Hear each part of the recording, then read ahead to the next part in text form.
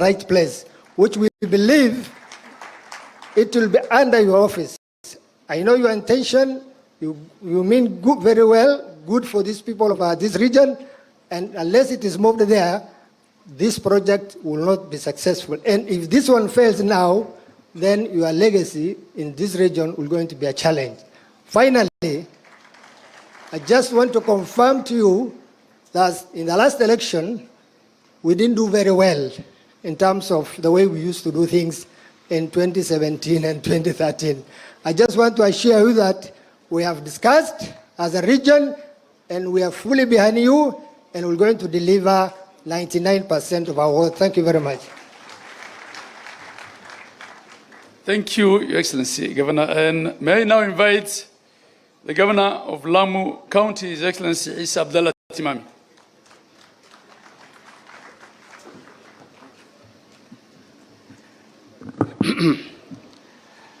Your Excellency, President of the Republic of Kenya, Dr. William Samoei Ruto, Excellency Governors here present, Honorable Members of Parliament of both houses, Honorable Members of County Assemblies, Honorable Speakers, distinguished guests. First, let me greet you. Assalamu alaikum wa rahmatullahi wa barakatuh. I am sure when the President saw me here at the airport, he must have been wondering, what is Lamu doing here? I just want to inform him that until the 1960s, we had NFD and contagious districts. Contagious districts were Lamu and Tana River. So Lamu is here by right. I also want to assure the President that our region, and Lamu is a founder member of FCDC. And we want to assure him, in our region, come 2027, we are prepared and we shall back him. I want to tell him that he doesn't even bother to come and campaign in our region. Si tumeamua. Hebu inueni mikono waone tumeamua. Your Excellency, our region and all, our biggest challenge is water. Na tunaomba serikali iwekeze vilivyo ili watu wetu tuondoe shida ya maji katika eneo letu. Kwa hivyo sitaki kusema mengi, ninawashukuru wale wote ambao mmefika na tunamwambia Rais Ruto kuwa mambo bado na yeye mwenyewe atajionea. Hii kipindi imebaki, ile support tutampea. Asanteni sana na Mungu atubariki.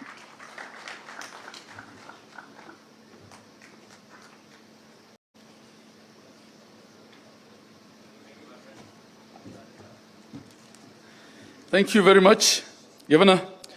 Your Excellency, I just want to recognize the Deputy Governors who are here. If they may just stand up. I think there are lots of leaders who are recognized. Deputy Governors representing the Governors, please stand where you are so that His Excellency can see you. Thank you very much. Thank you very much. Speakers of County Assemblies who are here, please stand up where you are. Thank you very much. MCAs who are here, please stand where you are so that His Excellency can see you. Asanteni, we recognize all of you. You are critical leaders in the cog of governance in this country, in the cog of the wheel of governance in this country. Thank you very much. Your Excellency, there are a number of development partners who are represented here. There are many of them. I'll just mention them by name. There's the Christensen Fund. They have all helped in one way or the other. There's the Netherlands Embassy. There is the EU, the Food and Agriculture Organization, FAO, the Aga Khan University, Interpeace, USAID, There are also a number of local and international organizations, including those from the UN family. There is SolarGen, Jamil Observatory, Millennium Water, GTZ, Code Aid, WFP, Safer World. The State Department of Assaults also helped us a lot. I should also have mentioned the Swiss Embassy. Your Excellency, by way of my remarks, may I reiterate that we are glad to have you here. We've had 3 days of deliberations in this hall. In the last 3 days, you can't imagine the number of times that a contributor said, now that we have a president who is a pastoralist. So expectations are abound. There is a lot of hope that you'll say a lot of good things here that will help move the pastoral economy forward. Your Excellency, there's a presentation that was made by your economic advisor, Dr. David Ndi, here yesterday. And he compared a pastoralist county, Marsabit, and a non-pastoralist county. I think it was the county of Kirinyaga. And he proved to us that in terms of potential, in terms of the potential to contribute to the economy, Marsabit is way ahead. And he had the facts and figures. Your Excellency, we've also, on many occasions in the last 3 days, mentioned the sessional paper number 10 of 1965, which sessional paper categorized Kenya into the Kenya with potential and the Kenya without potential. And we were erroneously, I would say, classified as the Kenya without potential. But now the realities of today is making all of us realize that the only potential remaining is in the Kenya that was deemed not to have potential.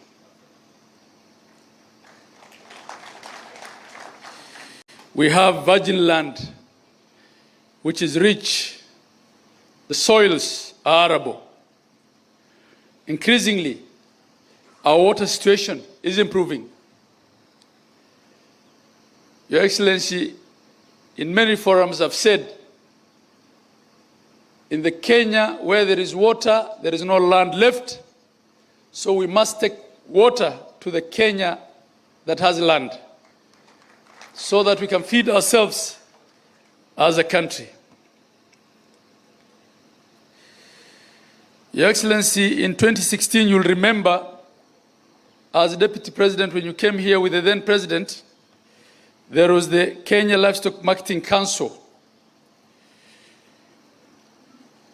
which you pronounced yourselves on. To date, it's yet to be operationalized. It has no council members or board. We believe it is a critical institution if we have to make our livestock marketable. Our chair of the FCDC has spoken about equalization. I will not repeat what he said, but Your Excellency, the sunset clause will be kicking in 6 years. We need your help to do one of two things: to release all the money so that we can implement the projects before the end of the sunset clause, or reasonably extend the sunset clause so that we don't lose that money. On the specific interventions that we discussed with you, and as far as this particular county of Wajir is concerned, I was a witness to all the calls you made, all the instructions you gave on the issue of Wajir water and sewerage, on the issue of dealing with the challenges that we have with electricity here, and the attempts to link us to the national grid, the instructions that you gave on the fast-tracking and unclogging of the bottlenecks with respect to the Isiolo-Mandera Road, and in particular with the annuity program, on the instructions that you gave on the Butte Dam, and the numerous other requests that were made by the leadership of Wajir County. And we thank you for giving us time to discuss our problems as a county with you the moment you landed. We don't take it for granted, and we thank you for those interventions. Your Excellency, of late and in the recent past, there has been a lot of noises about the Social Health Authority and the Social Health Insurance Fund. There's also been noises from certain quarters about the National Equipment Support Program. Your Excellency, I wear two hats as the Governor of Wajir County, but I'm also, as you all know, the current Chair of the Council of Governors of Kenya. Your Excellency, if there is one thing that there is no controversy, no difference in opinion, no dispute between the COG and the national government, it is the implementation of SHA and the National Equipment Support Program.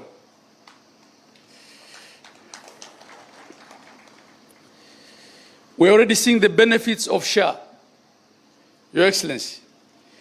In my phone, I have messages which I have shared with leaders in many platforms of claims approved in our referral hospital to the tune of hundreds of thousands for surgical operations for patients who could not afford to pay those bills. By virtue of just registering as members, they were processed, they received the treatment they needed, which are complicated surgical treatments, operations, and we are receiving the claim we made to SHA. On the National Equipment Support Program, Your Excellency, this is a culmination of deliberations that went on for well over a year. And I have been at the center of it, initially as Vice Chair of Council, and now as the Chair of Council. We evaluated, we weighed our options of the best way to replace the aging mesh equipment, and also to equip new facilities, upcoming facilities, such as the Level 5 hospital that we're building in this county. There was the option of outright purchase, which, given the reality of our economy, we could not afford. And we, consensually, between ourselves and the Ministry of Health and all the players in the health sector, agreed that the best way to go is public-private partnership. In the procuring of the vendors for the various categories of equipment, we also agreed as a Council of Governors to be represented by the Secretariat of the COG. And we were briefed every so often. We will call a full council meeting to be updated on how we are doing. So I want to ask the Fourth Estate to at times check the facts. Please check the facts with those that it concerns. It concerns us. We are on board. We are okay with it. We are waiting for the equipment to be delivered and deployed. Your Excellency, I would want to end it there, but before I sit, you will allow me, with your indulgence, to allow only 2 people before I welcome the Minister to welcome you. I want to allow the regional head of the UNDP, who's traveled all the way to Kenya for this meeting, to, on behalf of all the development partners who are here and who work with these 15 pastoralist counties, to come and greet the gathering in the presence of the President of the Republic of Kenya. And thereafter, I'll call upon the representative of my party leader, who is the acting party leader, to also come and make some remarks. Madam, please.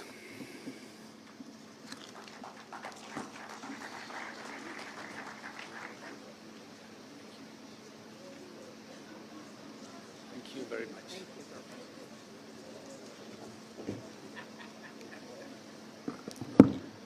Your Excellency, Dr. William Ruto, President of the Republic of Kenya, it's good to see you again, Your Excellency.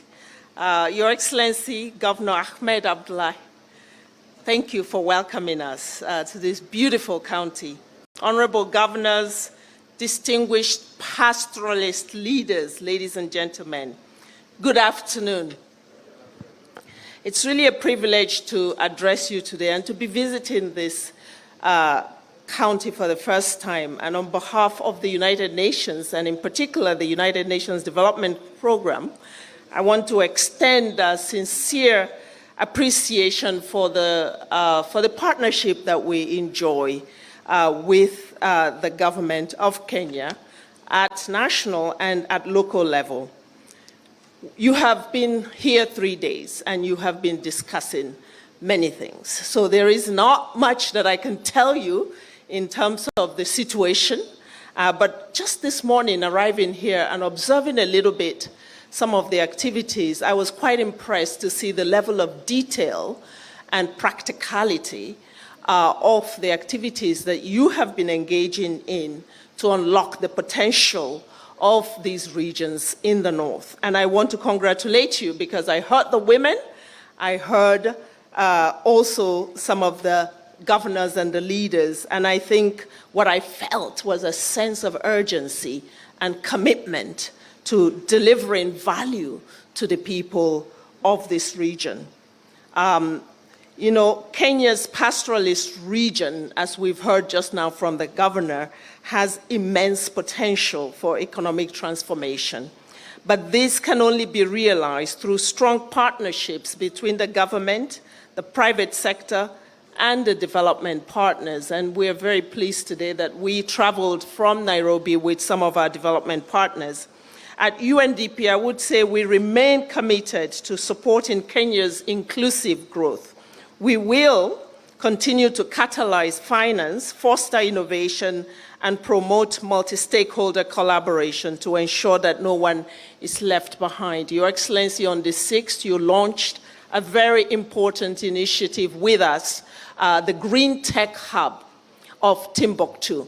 The idea being that we mobilize the talent of our young people who work in tech and tech-enabled innovation to bring solutions to some of the wicked challenges that you are discussing here today that are climate-related, but also that present opportunities for green jobs, green transportation, and everything green. In other words, the potential that you speak about, Governor, could be lying in the opportunities that we have with our young people today who are so tech-savvy. And it is that technology, crowding in new technologies into this space, that will help you get there. So my plea today is that you do not ignore the young people and their innovation. And we need to make sure that the solution, the journey here includes a lot of our youth, because they really have the answers at their fingertips with the new technologies. And UNDP is putting its best foot forward to make sure that that asset of our youth and the ingenuity that they bring to this space has support, and that we continue to invest in it. As we move forward, let's then reaffirm our commitment to the pastoralist communities as vital contributors to Kenya's growth, to its resilience, and to national cohesion. Together, I believe that we can reimagine pastoralism as a transformative force for sustainable development, for prosperity, and for equity for all. I thank you.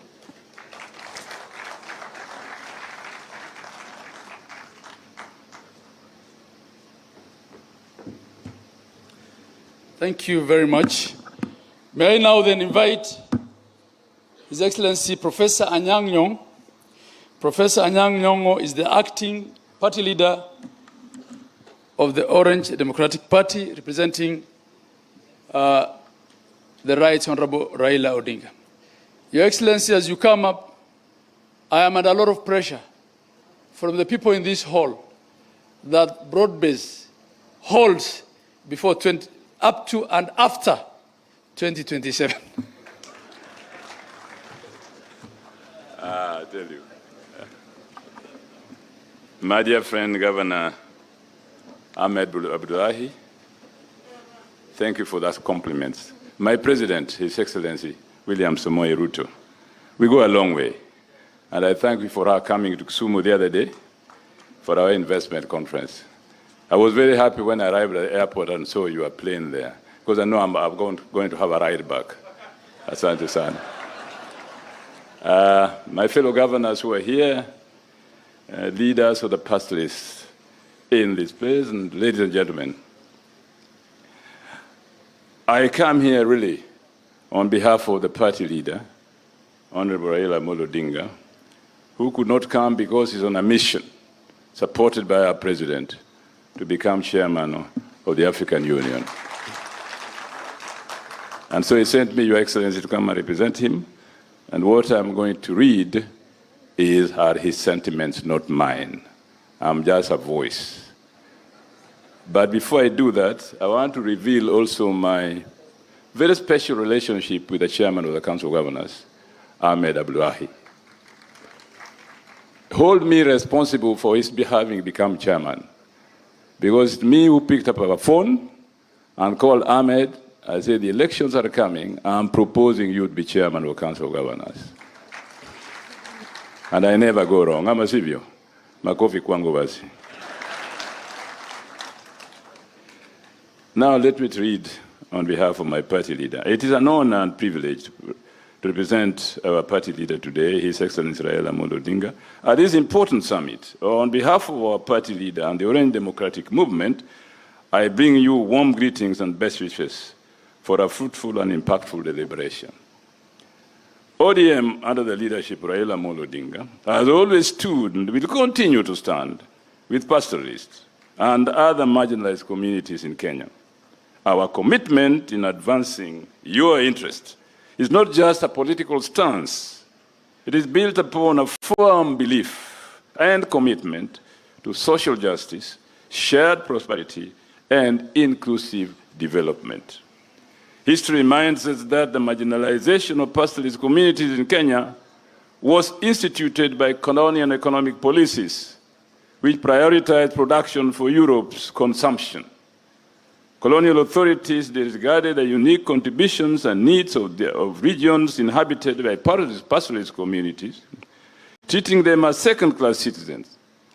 It is a shame that 6 decades after independence, this systemic neglect persists in many ways.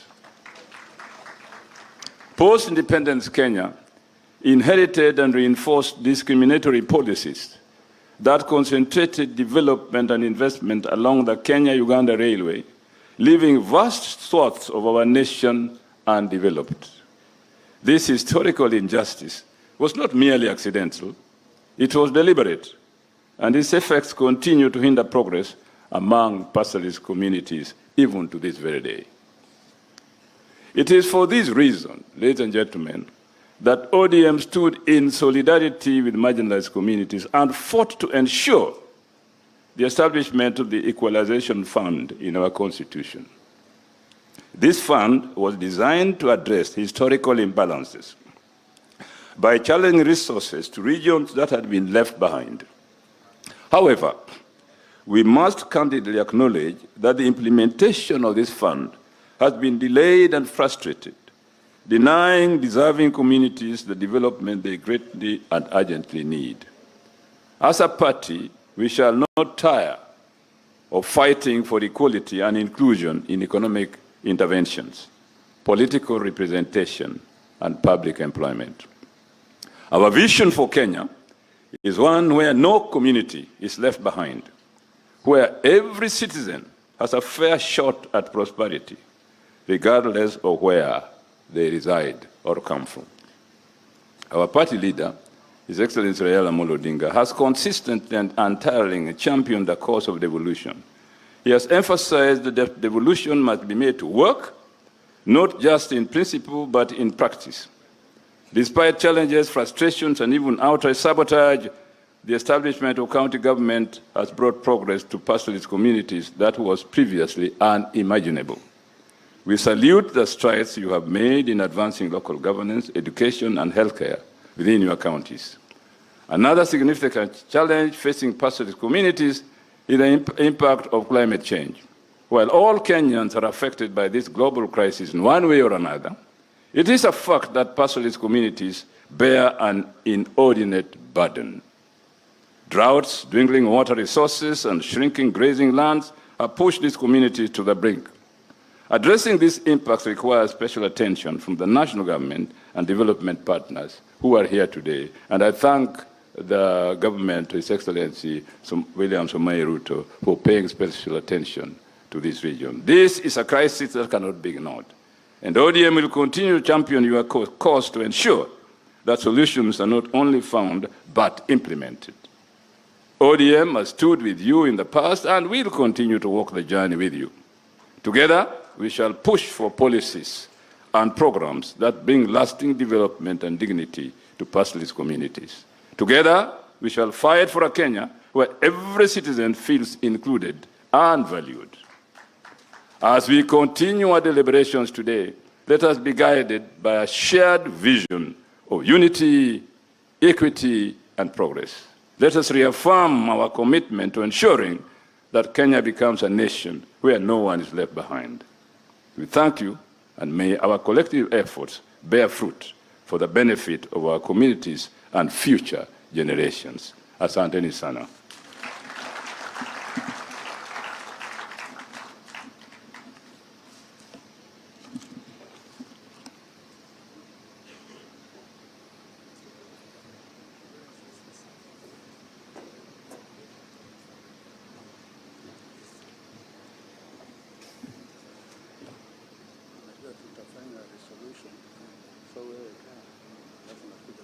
Wajiri kwanza ataongea, waziri wawili wataongea.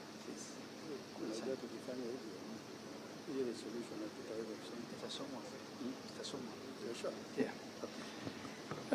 May now invite the Cabinet Secretary for Environment and Climate Change, the Honorable Adan Duale.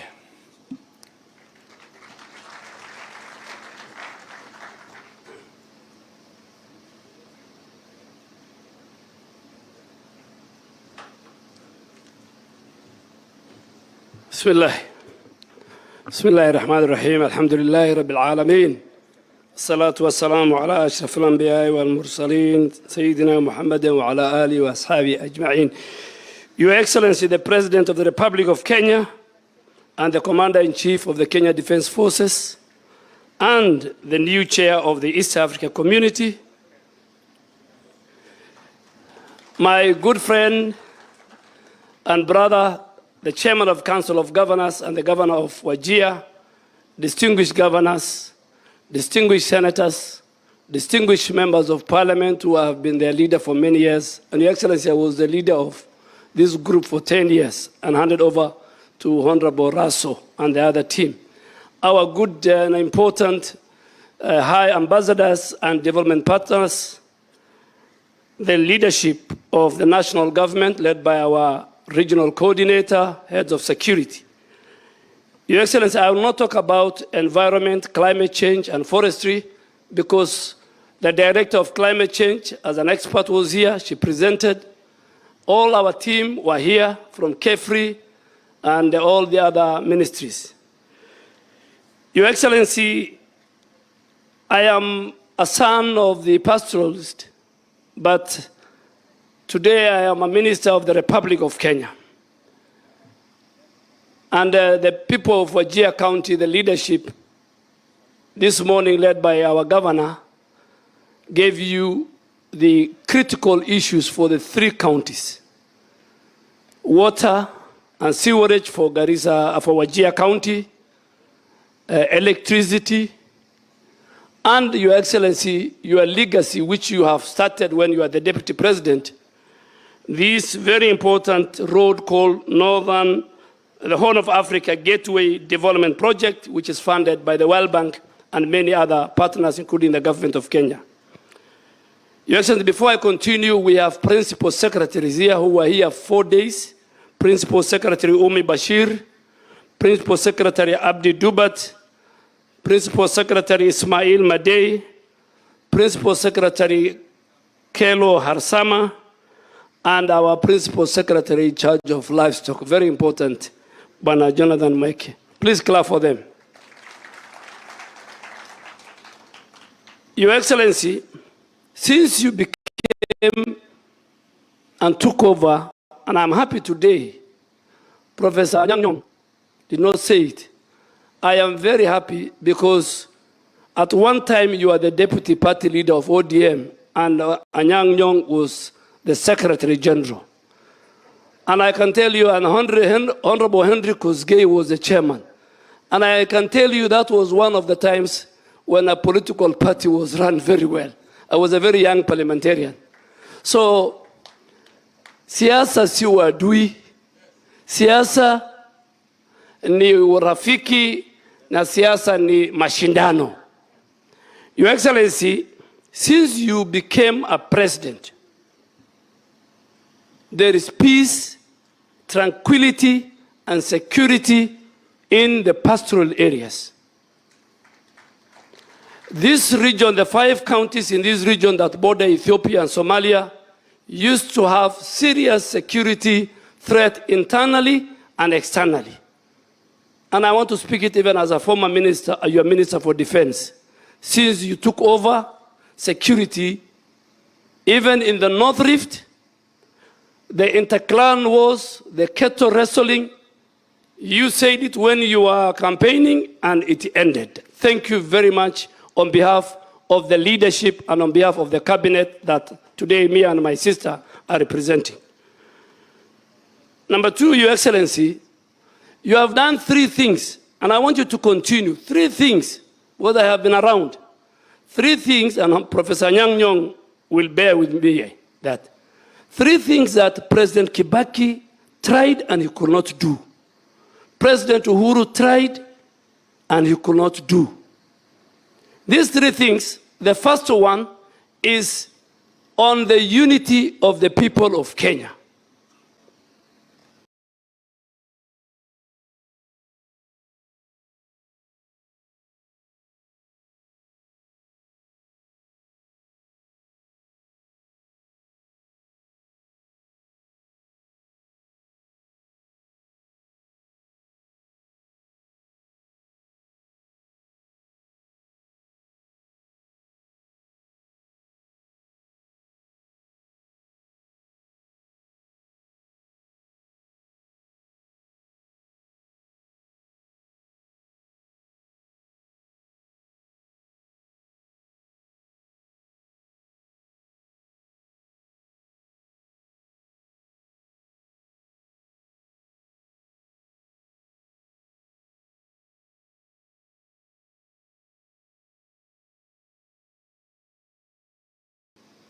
You will go into history as the only minister, and we encourage you to reach out to all leaders so that each and every leader, whether in the opposition, whether in government, we agree on one thing, on how Kenya can move forward.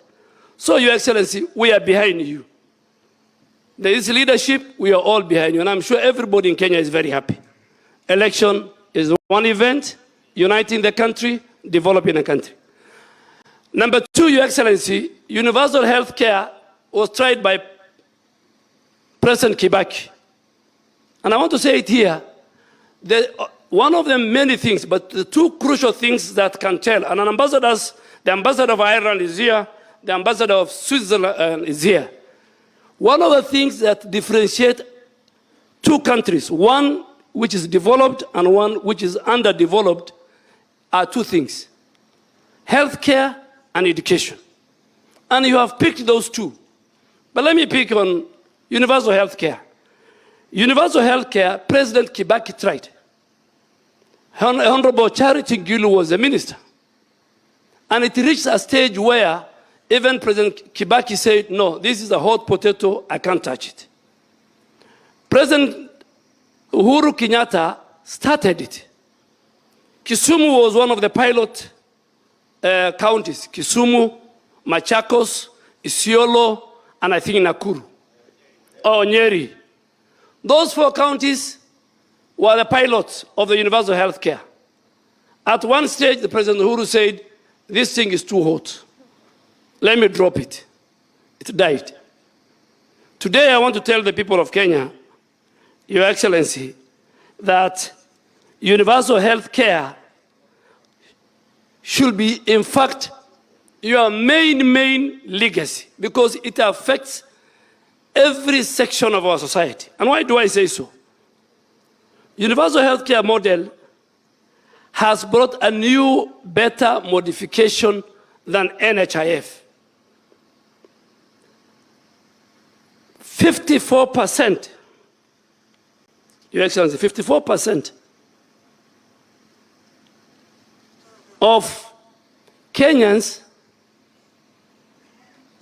cannot afford good health care. That's why these members of parliament, everybody were doing fundraising.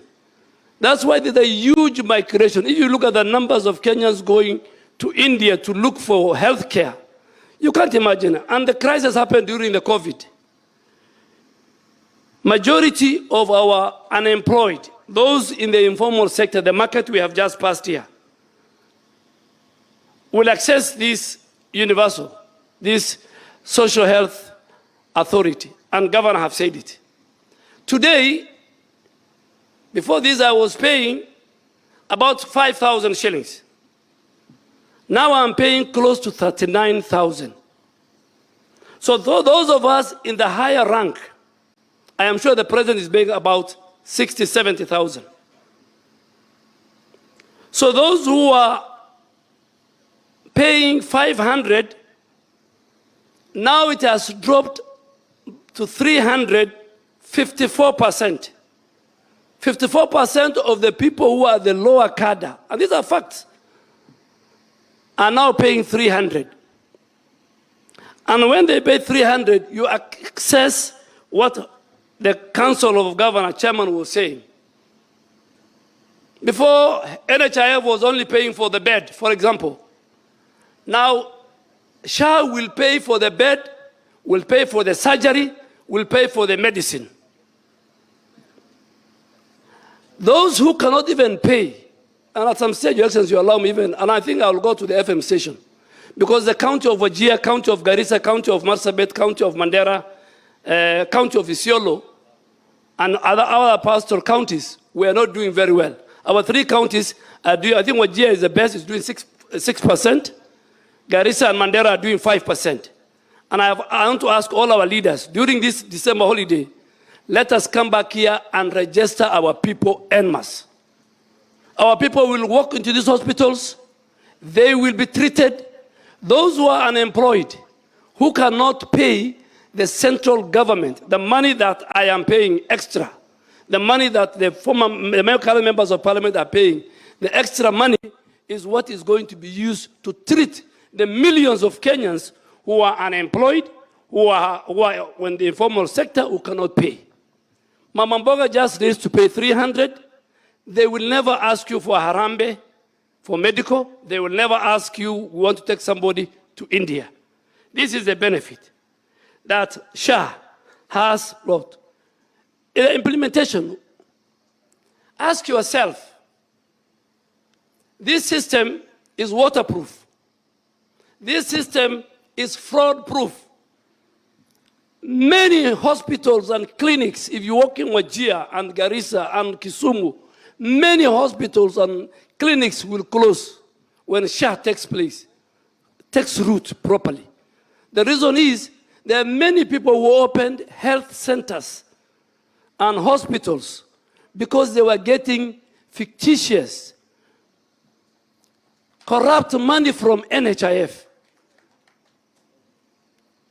But because I know a number of high quality, transparent health facilities will be found in our country. And I will tell you, the moment 100% transition is done, you will see many people in our counties closing shop.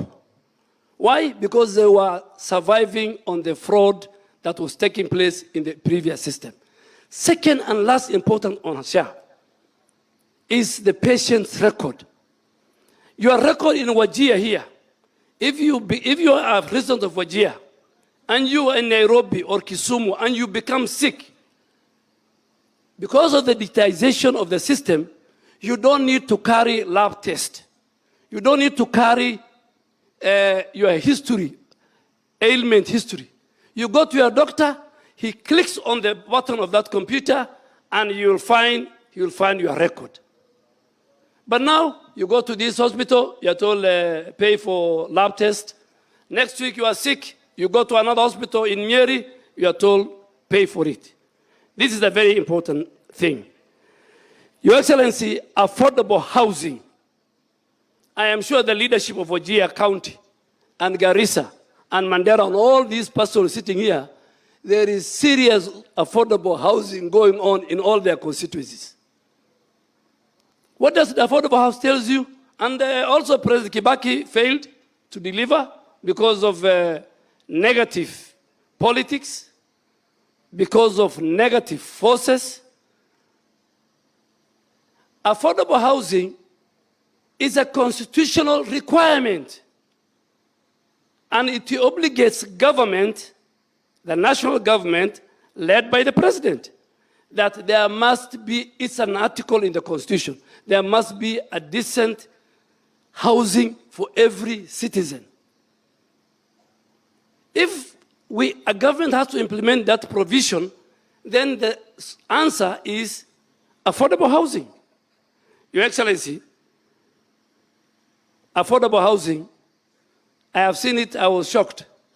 I walked into Wajir, I look at the records, it's being done in Eldas, it's being done in all our constituencies, it's being done in all the 14 counties of that. So it's very, very clear thing, and please let you be remembered.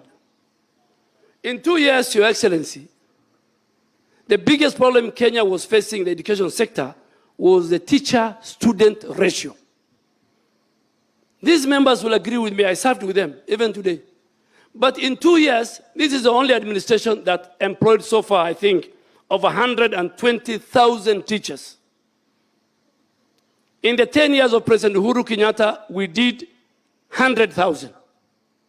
In 2.5 years of President William Ruto, this government has employed over 120,000. Your Excellency, teachers are now everywhere in northern Kenya. Secondly, we inherited an economy where the micro and the macro was not doing very well. Inflation was very high. The shilling was weak.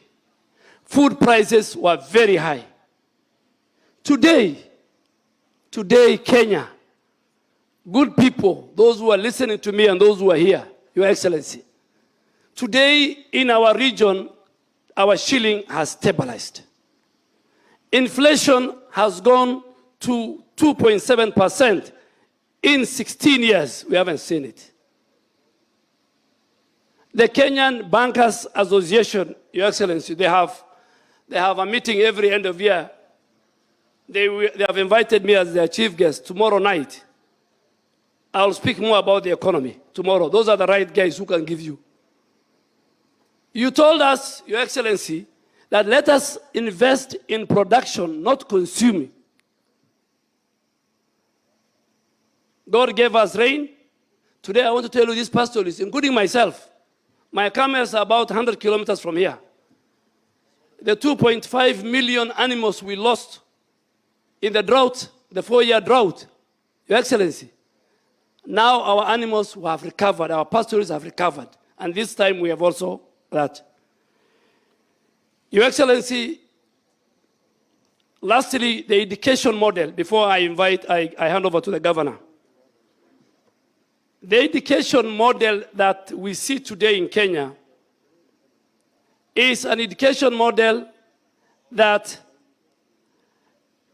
unlike when I went to the university many years ago, where all of us, regardless of our social status, we were given boom. It was called boom. We used to be given 5,000 shillings. Whether you're the son of a minister or you are the daughter of a peasant. This model is, Your Excellency, is saying the rich guys, the people who can pay for their children, need to pay school fees. And this model will only help the poor of the poor. So it has developed the community into different strata. So, Your Excellency, universal health care,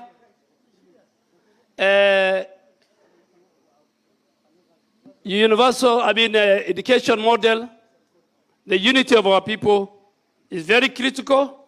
And I want to ask all Kenyans, please,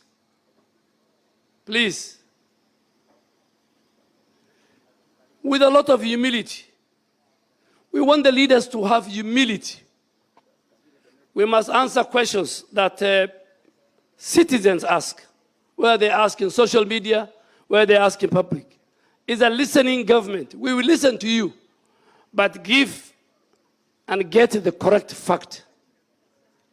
I have worked, as a final, I have worked with President Kibaki, I've worked with President Uhuru and yourself, I'm working with you. I want us leaders to be held to account. We are a government that believes there must be transparency and accountability. Citizens have the right to hold their government, their president, their ministers, their PSS, and all in leadership. They must be held to account. We are ready, we are willing, more than anybody else, at any time, in any forum, to be held to account on what we promised and what was in our manifesto. With those many remarks, Your Excellency, I have to say this because, and I'll come back to Wajir with our governor, to Mandera with our governor, to Lamu. This Lamu is only pastoralist who, at one time, he eats fish, and the other time he eats camel meat. He's the only one. He's very unique, the governor of Lamu. The rest of us, we don't eat fish, unless we go to Kisumu, and we are a visitor of our great governor, Anyang' Nyong'o, or we are at the coast. Thank you very much. May God bless you. Your Excellency, before I invite Kanoraso to read the communique that is the resolutions of this meeting, Your Excellency, the moment you leave this hall and we see you off, I'll have a situation on my hand because none of the MPs of this county has even welcomed you on this stage here. So with your indulgence, I want to ask the area member of parliament to come and greet people. You will excuse me for the protocol breach, but it was done before me. Your Excellency, sorry about that.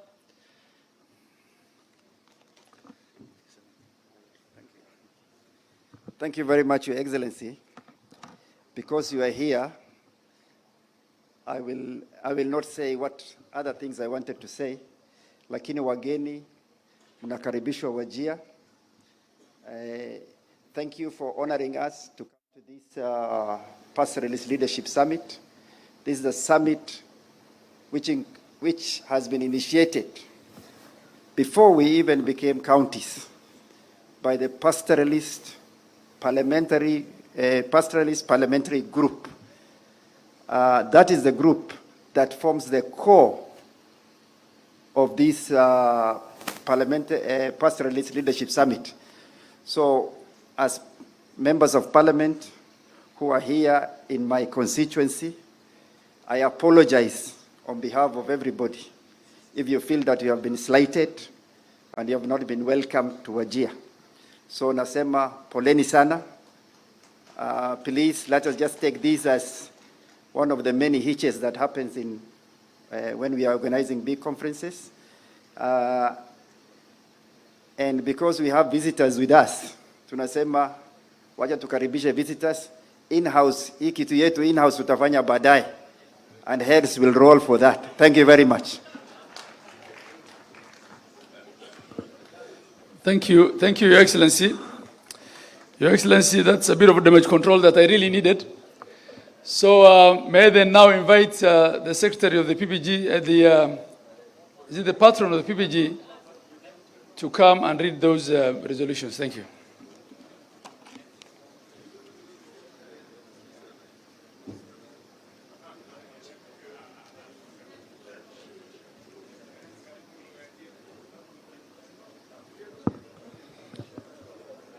Thank you very much, Mr. President. With your indulgence, I wish to call forward 4 of our elders in Pastoralist Parliamentary Group, Honorable Kainan, Farah, Sarah, Ali. Please just come to the podium. Your Excellency, before we read the communique from this summit, these are my elders in Parliament and also colleagues. And also they have a taste and feel for what pastoralism is all about. And I will give each one of them just 1 minute to make remarks. Just 1 minute. Your Excellency, Dr. William Samoei Ruto, I'm sure mine will not be a minute. Because of the protocol each, they have to, of course, we'll take care of your time. Your Excellency, we are all here as politicians. And you know, somebody like me and you who are not test to politicians, who are self-made politicians, we are always sticklers to procedures. And I also want to join the MP for Wajir East, the host MP, as the father of Parliament, and being the biggest stakeholders, and having seen this group, Your Excellency, in 1999, you remember, one morning, Mzee Moi woke up and appointed all the officials of this particular group assistant ministers. And we were asked not to stop our subscriptions. Our patron then was the Honorable Francis Olekaparo, who is here. And what followed, Your Excellency, was the coordinator of our group was also, he had a dual citizenship somewhere. Alipelekwa Ethiopia, na huko akakuwa wazimu, na akakufia pale. So this organization has a very rich history. And that's why I want to join my colleague, the Honorable Aden Dawood, in apologizing to my colleagues as your father, as the father of Parliament, in apologizing. It has nothing to do with anybody else. It's our own making. Please accept our apologies as a group, because I know there are 109 of you there. Having said this, Your Excellency, we are all politicians. The government, serikali yako ni serikali ya wafugaji. Umetuonyesha, umedhibiti, na umetamuka na ukasema serikali hii ni serikali ya wafugaji. Ndio leo hii tuko hapa. Hiyo ina maana kubwa sana. Wale kama mimi na wewe ambaye tulikuwa hapa, mimi nimeshuhudia, nimesimama hapa kwa kiwanja ya Korehe 1999, 98, tukuliza barabara kutoka Nairobi, kutoka Garissa all the way. Leo hii barabara hiyo, Mheshimiwa Rais, that was 98. Haikufanyika. Nikiwa mjumbe tena 2007, 2008 nilisimama na Mheshimiwa Kibaki hapa. Haikufanyika. 2013 mimi na wewe na Mheshimiwa Uhuru tulisimama hapa, haikufanyika. 2017 ulikuja, 2022 ulikuja hapa, 2017 tulisimama hapa, haikufanyika. 2022 ulikuja hapa, ukaahidi, na saa hizi barabara imeanza kutoka Isiolo, Lamu inaelekea kutoka pale inaelekea. Tunataka kusema asante. Kile inabaki ni kidogo, ile kati, ile sehemu kutoka Madogash, ile Anuti mpaka Samatar, alafu kutoka Samatar mpaka Wajir, alafu Ramo. Hiyo ikitatuliwa, we will have Lamu all the way. Mheshimiwa Rais, nataka nikukumbushe 2003 wakati Mzee Kibaki alichaguliwa, ile kitu ya kwanza aliona ni barabara kutoka Isiolo mpaka Moyale haikuwa na tarmac, na kumbe alikuwa amesign hiyo agreement 1974 wakati alikuwa Minister for Finance. Akasema hii ingine yote ngojeni, wacha ifanyike. Leo tunataka kwako, kwa vile umeshuhudia na umekuwa hapa, na wewe sio mwanasiasa jana na leo, shida zetu ule unaiona yote, sema ifanyike na itafanyika. Na nyinyi wafugaji munaambiwa, I'll say this in English, President Ruto is not a transient president. He has been elected by the people of Kenya. There are those who are yapping around to say this, Mr. President, you are the fourth president I'm working with as a member of parliament. And therefore I can discern, appreciate, and look at the magnitude of the policy decisions that you want to make. We want to thank you. Don't be afraid. What has lagged this country behind over the last 60 years? In 1968, we were at par with South Korea. In 1968, we were at par with Indonesia. It's because people fear to make decisions. Make those decisions in 3 years, 4 years, 5 years. Kenyans will appreciate. And those who are running around saying today Ruto must go, will say Ruto must be around. And that is where we're heading. Mheshimiwa Rais, there is a livestock marketing authority. There is livestock marketing authority ambayo tulimaliza. Mheshimiwa Rais, can that board be operationalized? That board be operationalized. Mheshimiwa Rais, hapo zamani za kale, na hii nataka hao wote wasikie, sisi tulikuwa tunanyanyaswa. Kulikuwa na vetting. Historia ya vetting ilikuwa ya Wasomali na wafugaji. Imetolewa ama haijatolewa? Simetolewa. Imetolewa, and we want to thank your PS, Professor Bitok and team, for removing that stigma of vetting. Imeisha. Sasa we are just like other Kenyans. Mheshimiwa Rais, NEDI project. Unikubalie tu nitasema, because I'm their father, what I understand. NEDI projects, kuna kijana alianza hiyo kazi. Tulikuletea 2013, 2017, kuna kijana anaitwa Ibrahim Rashid. Anatoka hapa. NEDI project, unajua, was frustrated between 2002 hizo, and then juzi, tunataka hiyo kijana rudi kwa hiyo kazi. Ibrahim Rashid atusaidie kuimplement hiyo kazi. Hiyo ni maombi. Mheshimiwa Rais, nikimalizia, I want to ask this pastoralist. Kidogo tu, you know we are here as politicians. Mheshimiwa Rais, there are 15 governors, 14 governors, 14 senators, 14 county MPs, 109 MPs. Tunaambiwa SHA is not working. We are persuaded SHA is not working. Can we do it in all our constituencies and prove to the doubting Thomases that SHA is going to work and is going to be beneficial to the pastoralist communities who have been neglected? Finally, Your Excellency, the women power. The women power. I want you to listen to this. I want to thank you. Our ladies, the good ladies from the region. Our brother Kelo Harsama, this is the first time, and I thought should have been said by the PPG leadership. Your ministry ASAL sponsored this project and spent a whopping 14 billion to make this project success. We want to thank you, and we want to thank the PS. Your Excellency, you have also appointed many women of power in this county. We have a PS, Umi Bashir. We have the chair lady, Northern Water. We have many other women of distinction. We want you to continue empowering the women. You have appointed Rama Jaldesa just last week as the chair of gender. Continue empowering women. But because our colleagues here have been sharing, allow me to break the protocol. Invite the Honorable, and we have to do because invite the Honorable Fatuma Jeho on behalf of the women to come and join us and also say thank you on behalf of the women fraternity. Your Excellency, I have one request, final request. Kumalizia.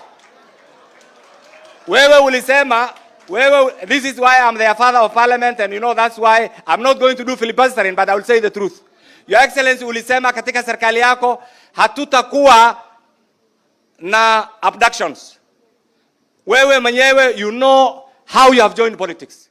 You have been firm. You have been consistent. Your Excellency, allow me to say this to you as your follower and also as a person who believes in true leadership and constitutionalism. Your Excellency, one of the elected MCS who ought to have been here, who comes from my constituency, the Honorable Yusuf Hussein, has been missing since September 2024. I urge you, you are our father, you are our friend, wherever he is, save his life and allow him to come back to his family. Nasema asanteni sana na mniradhi kwa hayo mengi, but I hope wherever we are, let us support our president. Usiasa haina woga. Go to your villages. Muta akisema, I know the social media. If truly we believe in what the president is doing is good, let us go all over and support his policies. 2027, all these are investors. Karibu sana kwa serikali yako. Shukran.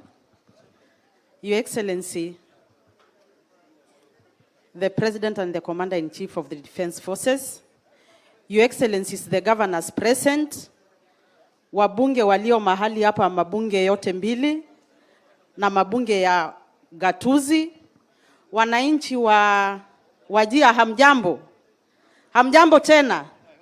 Your Excellency, tunashukuru sana kwa sababu tuko hapa kama wafugaji. Na tusije tukafanya makosa kufikiria wafugaji ni kina Keinani peke yake. Tuko wafugaji hapa kutoka bonde la Ufa, tuko na wafugaji kutoka South Rift and North Rift, na hata tuko na wafugaji kutoka Mlima. Mimi natoka hiyo Mlima. Kwa hivyo wafugaji tuko hapa. Na nataka kusema Your Excellency, tunakushukuru kwa sababu wewe ni mmoja wa viongozi ambaye unatambua uongozi wa kina mama.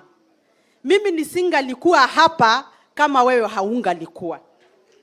Na Mheshimiwa Rais, tunakushukuru manake wewe kusema maneno ya uongozi wa kina mama sio story, umefanya. Tukiona kina Ulmi pale na wengine wengi, tunajua unatambua kina mama. Ningeomba tu kuambia kina mama wenzangu, ukifunguliwa dirisha kidogo, wewe tafuta mlango kubwa. Your Excellency, kama wafugaji na haswa kutoka South Rift, North Rift and the Mlima, sisi ombi letu ni moja. Kuna kitu inaitwa fragmentation of land. Yaani mashamba yetu yamegawanywa vipande vipande, mpaka tunapozungumza sasa hivi itaelekea mahali hiyo mashamba haitakuwa na faida yoyote. Ukija pale Laikipia, Mheshimiwa Rais, ukifika kwangu Laikipia North Constituency, which starts like 5 kilometers from Nanyuki town, ploti inagawanywa quarter acre. Quarter acre kwa wafugaji itafanya nini? Ya pili, kuna maneno ya community land registration. Tunaomba yale mashamba ambaye haijasajiliwa kwa sasa, serikali yako isaidie ili community wakuwe na full ownership ya ardhi yao. Ya mwisho, Mheshimiwa Rais, tunakushukuru kwa sababu ya maneno ya usalama. Na Waswahili wanasema kanzu ya Ijumaa huvuliwa Alhamisi. Mimi naona sisi hii yetu ya mwakani tutaanza kuivua leo, si ndio? Waswahili mmesikia hayo? Mwenyezi Mungu awabariki. Your Excellency, thank you very much. We really appreciate what you have done for the pastoralists. Our position is very simple. Sisi umetusaidia sana, hata ingawa sisi hatukusaidia katika kuria iliyopita. Saa hii ni wewe peke yako tuseme, mimi najua kuna mwingine ama mwingine moja na Tarbaji. Saa hii wacha kukusaidia, hata kama wale wako karibu na sisi wakitusukuma nje, hatuwezi kuondoka, tunakaa hapo hapo. Umeelewa? Lakini tutashindana hapo mpaka tukupe kura zote. Hata wewe ukitufukuza tokeni nje, hatutoki. Umeelewa, Your Excellency? Hakuna mahali pa kwenda. You are getting 99% of our votes come the next election. The other one thing I want to tell you, we have a serious problem with young people who are out of school. Your Excellency, out of the 2.5 million students who are out of school, 1.5 of them come from only 10 ASAL 10 ASAL. Between Garissa, Wajir, and Mandera alone, we have 850,000 young boys and girls who are out of school. I just want to beg you to do one thing. Your Excellency, one key solution is to implement the provisions of the Section 95, subsection 2 of the Education Act of 2013, which allows the integration of the Duksi and Madrasa into the formal education. Because these children now who go to Duksi and other places, if they get the sheikh in there, we're not going to ask the TSC to employ those people to educate them. We will look for an alternative system. I think those instructors, we're not calling them teachers, those instructors can even be recruited through NACONEC. You get my point? So, Your Excellency, let us deal with this time bomb.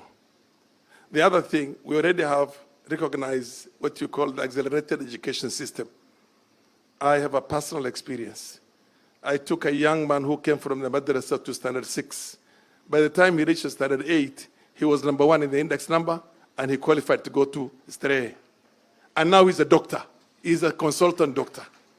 So when you bring the students, children from those other places and integrate them into this, it works very well for our community. Your Excellency, we request you to give direction for the implementation of the Presidential Working Party report as regards the strengthening of NACONEC.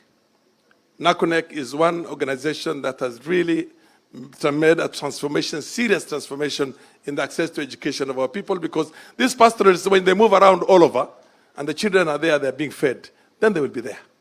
But if they have nothing to feed on, then they have a problem. Your Excellency, the final issue is we have a problem of drugs in our region. This region is getting flooded with the drugs from Ethiopia and from Somalia. And they're coming in lorries, truckloads. Please direct your county commissioners and your county commandants to seal our borders to make sure this does not happen. Today, there are more than 10,000 illegal immigrants in Wajir here. And that business is very, very thriving. You know, once drugs come into place, then you create instant billionaires. Those instant billionaires now push back the law and order system. So what we need to do is, before we get another into Medellin and Colombia, let's deal with this problem right away and finish that thing. And let us see how we can stop drugs. Finally, Your Excellency, we have a big problem with Mira. I know you have, there are many other people also who want Mira, but we'll deal with it in our own ways. And I'm talking to the governors in here. Let us do what the coastal people did. At least for the start, stop Muguka. Stop Muguka completely. Because otherwise, Your Excellency, watoto wetu watamalizika. Ni vile ilikuwa tu with liquor. Liquor, you know, local brew in Kalenjin land, those early days when Moi was there and Haji, the late Haji, as a PC, and you know, resolved that problem. The government came hard on it and made sure that that thing is a thing of the past. Now, help us also get over that. Thank you very much, Your Excellency. And we want to thank you a lot for all the good things you did for us. Na para sawa ile barabara ya Dadaab Liboi, Harhar. Ile Garissa Dadaab Harhar. Thank you.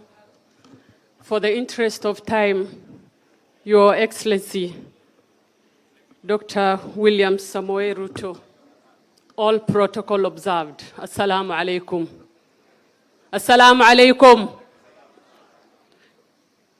Mheshimiwa Honorable Kainan, pamoja na His Excellency, thank you for seeing what the rest of the leadership did not see. Your Excellency and everyone that is here, karibuni Wajir, mujihisi nyumbani, mkule nyiri kwa wingi, maziwa ya ngamia na susa. Duale, make sure you get susa today. Mheshimiwa Rais, tulianza juzi hii mkutano, nilitereza hapa kidogo. Na leo pia sijaitwa, nikafikiria kidogo nimewekewa mtego. Nikasema nani ananiwekea hii mtego? Lakini nawakaribisha. Mheshimiwa Rais, as they say, politics is local. And when they see you coming here, we are given a lot of information to pass to you. Ya kwanza, niliambiwa nipatiane salamu wazee ambaye walikukaribisha kule stadium ukitafuta hii kiti, Mheshimiwa Rais. Walikuwa economic forum. Sikia, unajua kidogo sisi tulikuwa tunakulima, Mheshimiwa Rais. Lakini Mungu ni nani? Saizi tuko pamoja. Sasa pokea salamu kutoka wazee, Mheshimiwa Rais. Ya pili, watu wa Wajir wamesema ukirudi airport wasalimie. Utawasalimia, wamesikia. Mheshimiwa Rais, shida zangu si mingi. Niko na 3 tu nataka kuomba. Mheshimiwa Rais, tunaomba last mile connectivity. We are not doing very well. By the time you come back to Wajir, we expect at least to have connected 500 households. Mheshimiwa Rais. Ya pili, unajua I'm a county MP. I have 6 constituency. Wamama wa mboga wameniambia Mheshimiwa Rais anawatambua. Na nikuambie wanataka soko ambaye ni modern market. Na tunaomba Mheshimiwa Rais 6 modern markets, Mheshimiwa Rais, for each constituency. As you know, Mheshimiwa Rais, hatulimi, mboga zetu zinatoka Garissa, Isiolo na Meru. When it floods, just recently, 1 tomato was costing 100 shillings. You can imagine if we give them a modern market whereby they can store their goods, Mheshimiwa Rais, you will be able to achieve more. Duale Waziri, our town has a good plan. We want you to put a lot of trees to this town, Mheshimiwa Waziri. Lastly, Mheshimiwa Rais, I want to follow my colleague Honorable Kainan. We are missing a leader for 3 months. It's really taking a toll on us as the leaders of Wajir. Mheshimiwa Rais, kwa niaba ya watu wa Wajir, anytime I talk about this leader, I get emotional, Mheshimiwa Rais. Na kunyenyekea, Mheshimiwa Rais, tunataka ndugu yetu, kiongozi wetu, arudishwe nyumbani, Mheshimiwa Rais. Watu wa Wajir leo wamenifunga, wameniambia hii message nisikose kukuambia, Mheshimiwa Rais. Lastly, Mheshimiwa Rais, a lot has been said about how we have been ignored.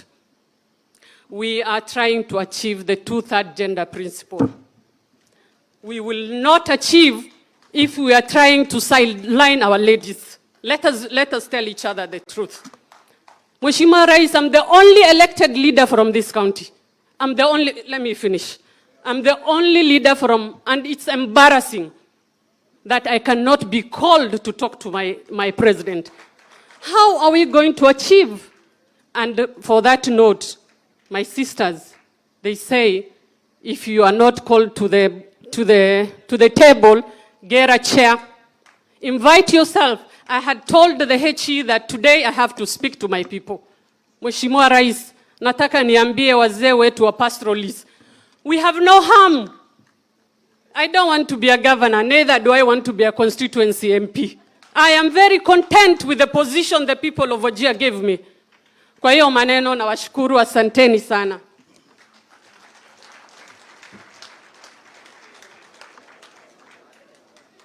Your Excellency, the President of the Republic of Kenya, distinguished guests, ladies and gentlemen.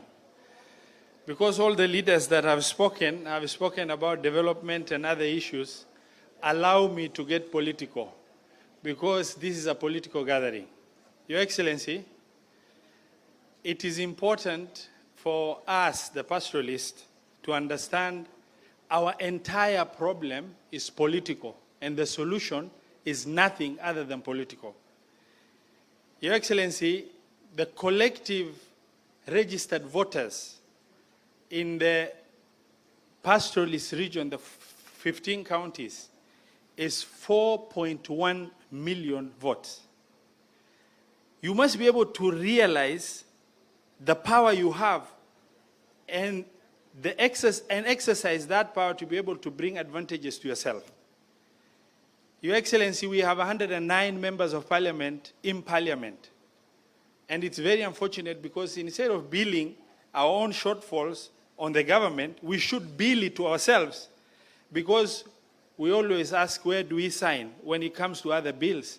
Without saying, if you're signing some bills in favor of other economic programs, we should be also saying, how can I support you here and you support me here? Your Excellency, the reason why, and I don't say this for any ill intention, but I must say it. The reason why our brothers from Mount Kenya, who have taken half the government and half the development budget of this government, will still complain and believably make them appear aggrieved in this country when they have taken everything in reality. The only reason why that is possible is because of the collective votes that they have galvanized, and it has become a threat. If our pastoral communities understand the collective power of their 4.1 million votes and galvanize to support this government and this president, we will be able to sit and ask to be streamlined, at the forefront of the programs of government. Your Excellency, I'm the chair of Senate Standing Committee on Finance and Budget. This is the only government whose indicators in everything is positive, but the narrative out there is negative. Simply because these 109 members have not taken to the forefront to discuss the positives of government. How do you expect to be recognized? If you don't, in politics, you look for space, you look for a seat, you sit on it before people invite you. Why am I saying that? The exchange rate was at 164 when this president took over. It has stabilized at 130. People called it a glitch, a fluke, but it has sustained itself. That is a positive indicator of a working government. The inflation rate has come down from almost 6% to 3.6%. Nobody is speaking about it. The prices of essential commodities have come down tremendously. Nobody speaks about it. We were not credit worthy when this president took over. Today, as of last financial year, we've managed to pay 1.5 trillion of our debt, and everybody is ready to give us debt. And nobody should lie to you.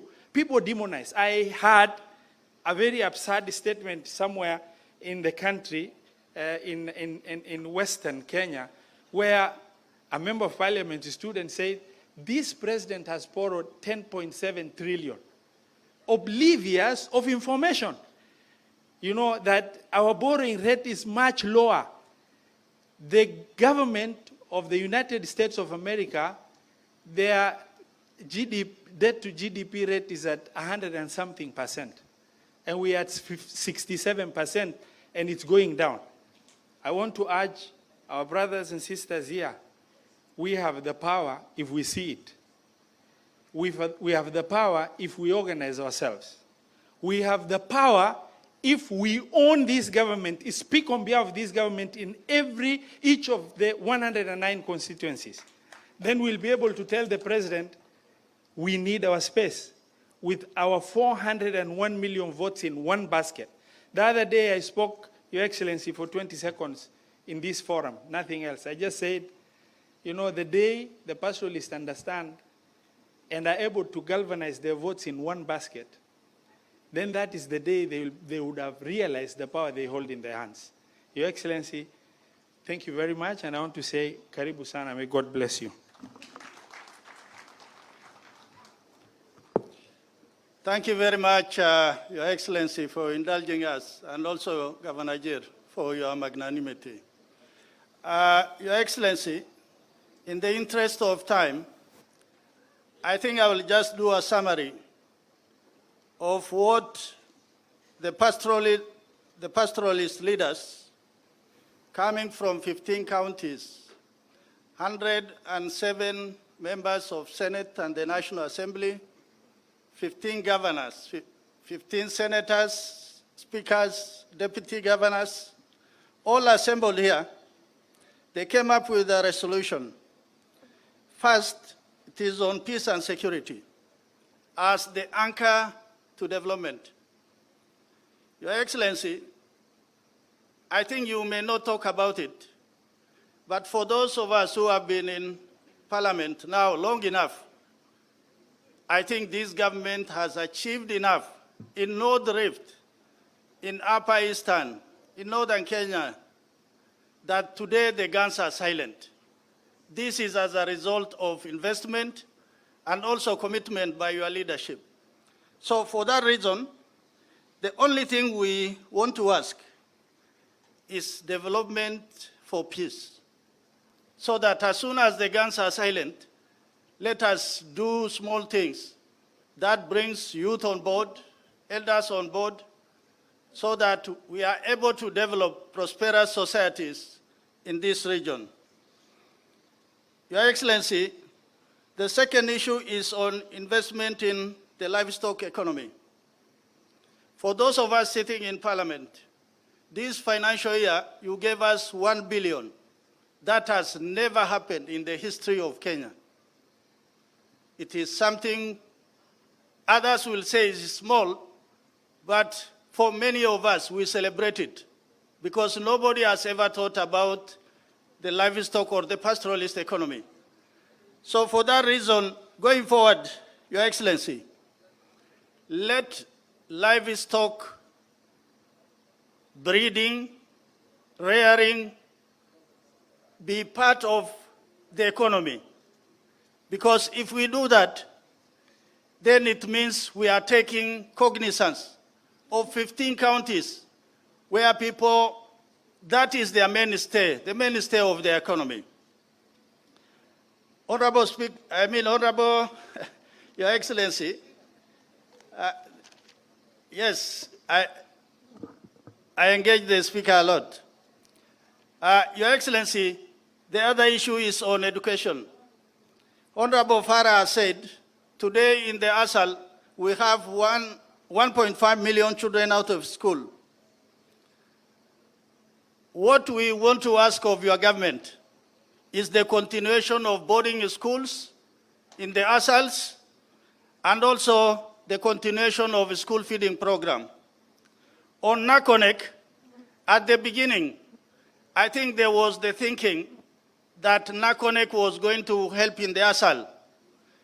But in the last 10 years or so, the mandate of Nakonek has been gradually changed from addressing education in the ASAL to addressing pockets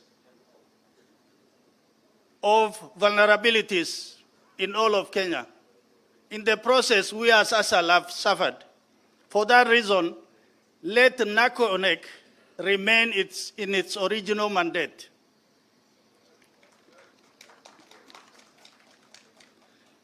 Your Excellency, the fourth issue is about infrastructure. Water is the problem in the ASAL. If we have water, then the animals will not die. People will not migrate from their villages. They will not migrate to neighboring counties.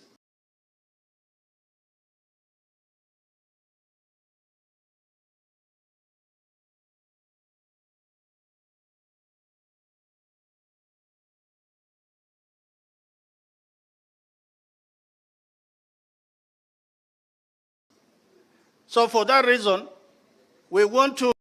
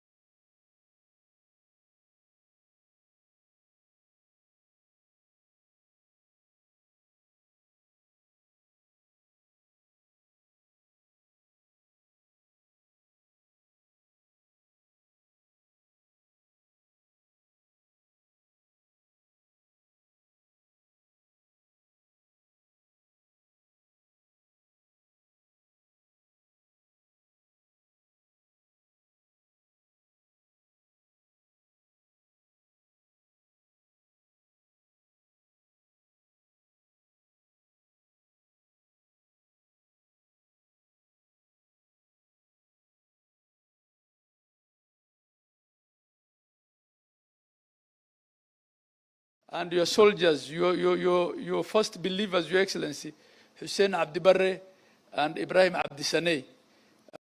We really are sorry to them, but we really have to move on now. Your Excellency, maybe the only thing that was missing from there is the issue of the vaccination. The vaccination issue also, like a lot of good things that the government plans, because of the level of our democracy, there is a tendency to scandalize everything the government brings.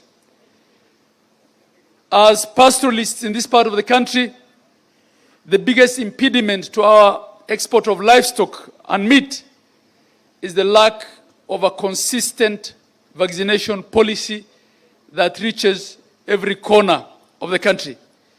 We welcome the mass vaccination exercise. Please launch it here, begin it here.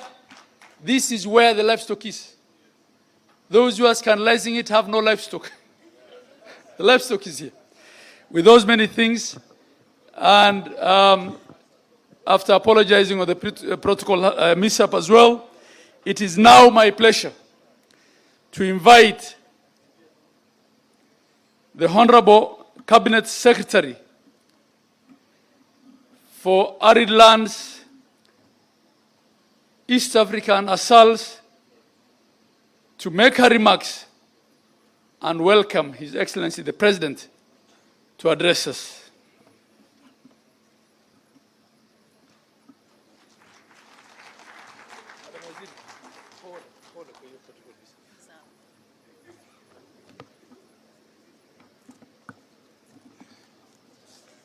Thank you. Thank you so much, Mr. Governor, who is equally the host. My name's Beatrice Askul Moe, Cabinet Secretary for East Africa Community Affairs, ASAL and Regional Development. I would want to take this opportunity, first and foremost, to congratulate His Excellency the President, Dr. William Ruto, for being elected the chair of the head of states in East Africa community. It's a milestone for Kenya. I know time is so much gone, but I'll try to summarize what was written here. The President of the Republic of Kenya and Commander-in-Chief of the Defense Forces, His Excellency Dr. William Ruto, the Chair Council of Governors and the Governor of Wajir County, Honorable Hamid Abdullahi, all governors present, members of the Senate and Parliament present, speakers, members of the County Assembly present, national and county government officers, distinguished delegates, ladies and gentlemen, good afternoon. Good afternoon, everyone.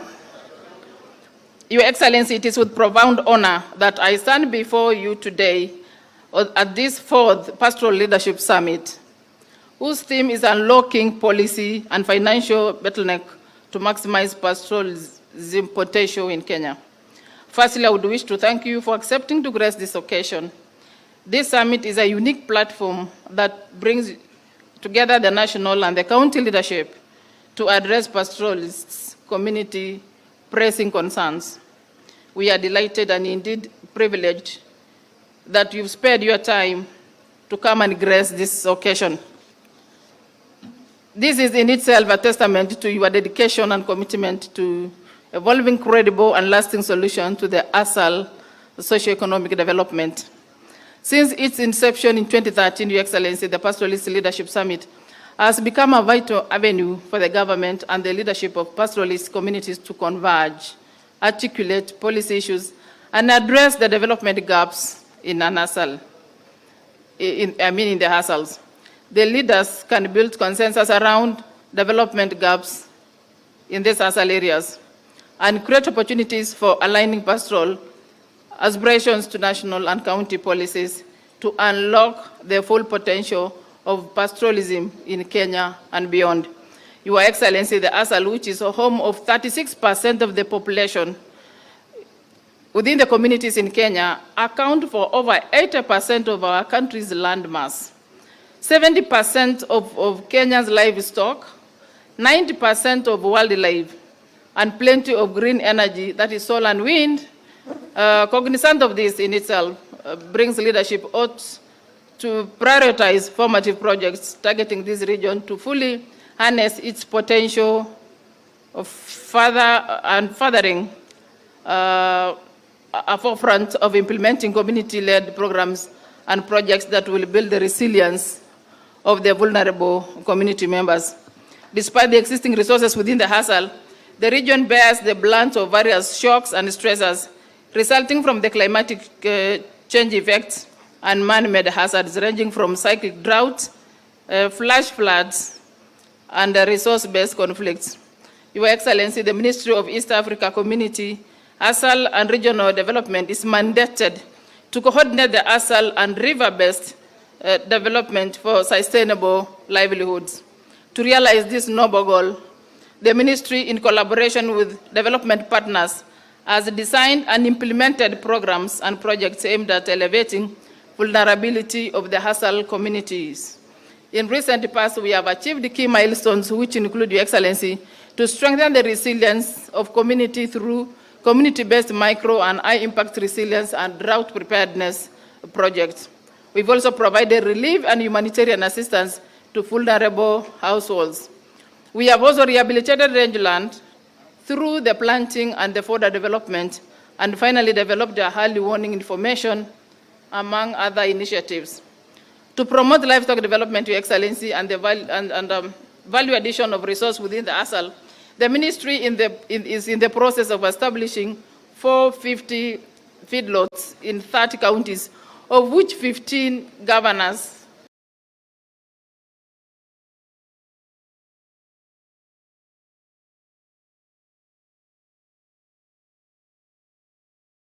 Sasa pokea. They occupy close to 75 to 80%. That is enormous resource if it is fully aggregated, that there is ownership, and we can master how to use that land. Your Excellency, finally, it is on equalization fund. Article 204 is very clear on equalization fund. But downstream, equalization fund has really changed. It has really changed from what it was in 2010 to what it is in 2024. We have penny-pocketed that money. We are addressing pockets of vulnerabilities and disadvantages. So for that reason, Your Excellency, we want you to look at the issue of equalization fund again afresh. If you bring anything to Parliament that will favor us as pastoralists, we will indeed support it. Finally, Your Excellency, as politicians, I think many of us have worked. Given this, we achieve accelerated development through unique, transformative, and integrated programming geared towards sustained lives and livelihoods. The key priority areas spelled out in the strategy of 2023-2027 are coordinating of development for the HASLs, resilience building, social and cultural integration, climate change mitigation and adaptation, and leadership/governance. Your Excellency, I'm pleased to announce in this summit that partnership with USAID and Council of Governors is in the process of developing the ASAL Economic Development Master Plan 2050. The plan is envisioned to facilitate resilience, inclusive and sustainable economic evolution in ASAL by formulating and synchronizing a vast implementation schedule that pinpoints urgent and strategic action areas. The value of the ASAL Plan 2050 will be seen in its ability to transform crisis into economic stimulant through targeted, inclusive, and adaptive strategies.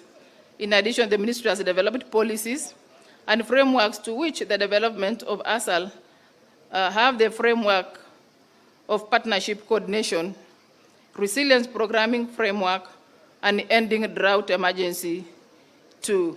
it is envisaged that the implementation of these frameworks will create synergies and harmonize efforts among partners to enhance the development impact. Finally, Your Excellency, I would like to once again thank you for accepting to grace this occasion, and I request the delegation to stand, and we invite His Excellency the President, Dr. William Ruto, to address the congregation.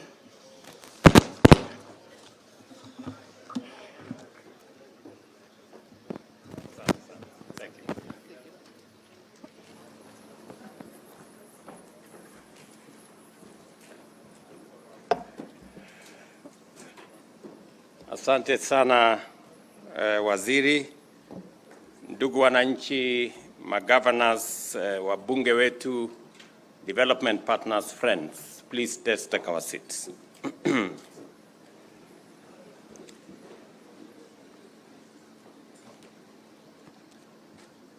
Excellencies, ladies and gentlemen, first let me appreciate the warm welcome by the people and the leadership of this county to all of us who are attending this occasion today. Thank you very much for welcoming us.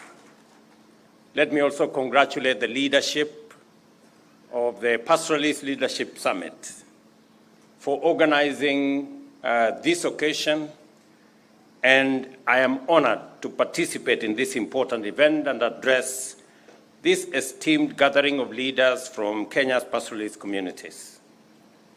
Previous editions of this forum have not only been enlightened, but have also provided valuable insights that inform the development and implementation of crucial policies, programs, and projects. I am confident that this fourth Pastoralist Leadership Forum and Summit will uphold that tradition and deliver meaningful outcomes that will inform, and I have listened very carefully to the patron who has read some of the resolutions here. Some of the resolutions that you have arrived at in this forum will inform policy of government going forward. This forum underscores the aspirations of our pastoralist communities for resilience, productivity, sustainability, and economic transformation. It also demonstrates our shared commitment to pursuing and achieving shared inclusive growth at all levels and in every part of the Republic of Kenya. The work set out for this summit is both substantial and significant, requiring pastoralist leadership to rigorously evaluate the implementation process of policies and programs, identify gaps in the strategies as we implement, and formulate a clear way forward to enhance pastoralist value chains, unlock development financial resources, generate higher incomes, and promote inclusive economic transformation. This summit must also address policy weaknesses and implementation bottlenecks while developing effective mechanisms to create more opportunities for all, especially our young people and women. I see the women leadership here speak with a lot of passion and defend their place in leadership of our country. They should have recognized, however, that the CS responsible for this event is equally a pastoralist girl from the body of this pastoralist summit. The summit must also, in an implicit message that consistently emanates from this forum, and it must be clear, by working together in unity, we can overcome historical marginalization, promote inclusion, foster equity, and deliver prosperity for not just this region, but for the rest of the country as well. I listened to the chair of the FCDC And he said correctly that the fortunes of our pastoralist communities are intertwined with the fortunes of the rest of Kenya. There cannot be, in my very honest analysis, a progressive Kenya without a progressive pastoralist community. 85% of Kenya is arid and semi-arid. And therefore, if we have to speak positively about the progress of Kenya, it is not possible to leave behind 85% of Kenya that is arid and semi-arid. And therefore, it is imperative that as we plan the way forward, if we have to move the country together, and if we have to tap into the potential that exists in our country, the pastoralist arid and semi-arid areas must be part and parcel, if not central, to the development of Kenya going forward. In any case, the greatest potential today exists not in the rest of Kenya, but the greatest potential exists in arid and semi-arid areas, in the pastoralist community areas. I take this opportunity to express my gratitude to our development partners who have been strong supporters of this organization, in particular to thank the Swiss ambassador and the UNDP lead for your participation, your belief in this forum, and your support, as always. Your consistent support has been invaluable and has gone a long way to facilitate the implementation of important strategic objectives. Thank you for complementing the government support in this event and in the programs that we run together. To build on the foundation of previous summits, pastoralist leadership must effectively address financial and policy challenges hindering the full realization of economic potential of pastoralist people and region. Key areas that call for strategic attention include ending drought emergencies, scaling up fodder production, formulating a camel value chain strategy, privatizing livestock vaccines, and improving the overall livestock sector. I am very clear in my mind, and I have given very firm instruction to the minister responsible for agriculture and especially livestock on the focus on livestock. We haven't given livestock the attention it deserves.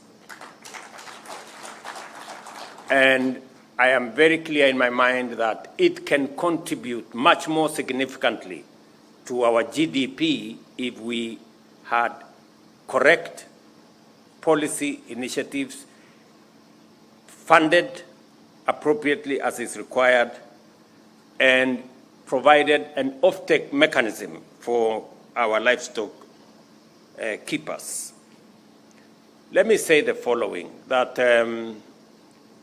in our strategy, livestock from dairy to beef and everything in between is part and parcel of what we imagine and believe that this should inform the way forward, especially in developing our agriculture and livestock sector.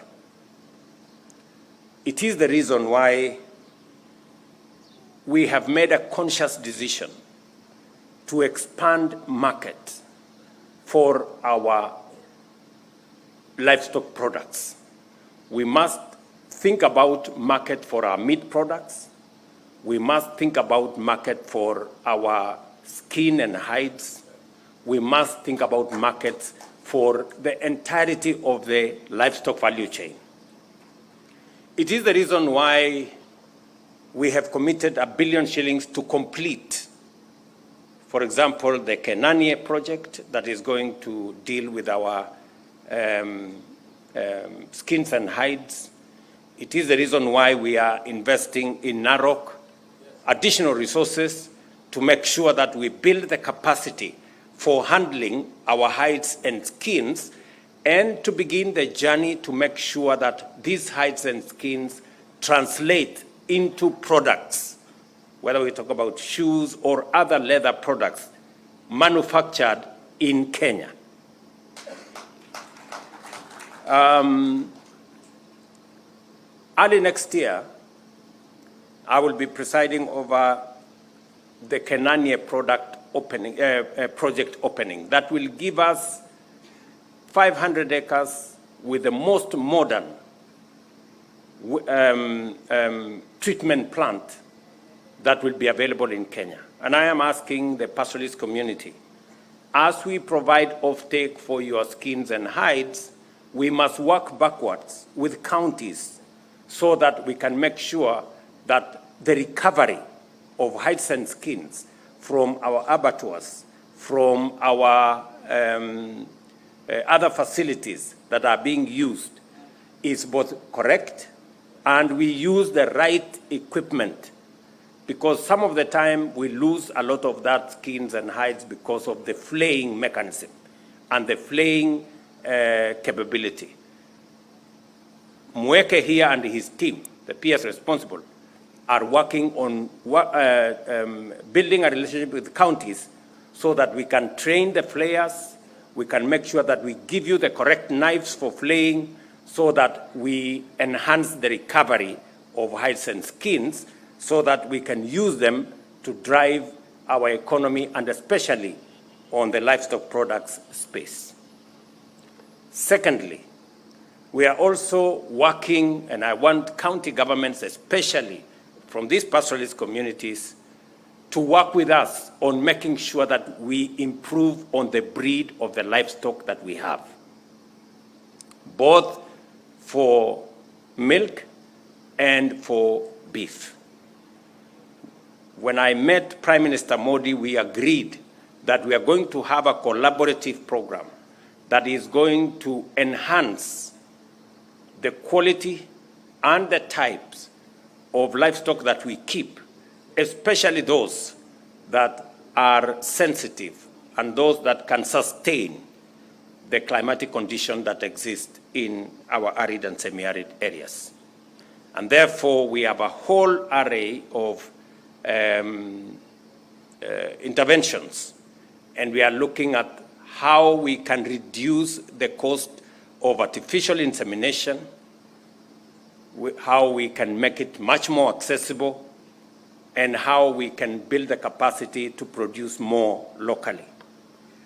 Also, to make sure that we open up market for our livestock products, we must manage our disease prevalence. We must manage the diseases that come with ticks and all the other things that come along. And it is the reason why I have made a policy decision that because we have never been able to manage disease around Kenya, because we vaccinate in one county, the other county has not vaccinated, disease move from here to there. We are going to carry out a national campaign, a national vaccination exercise that is going to make sure that we vaccinate our 22 million heads of cattle and 50 million heads of small stock, goats and sheep. And that exercise is because it is necessary.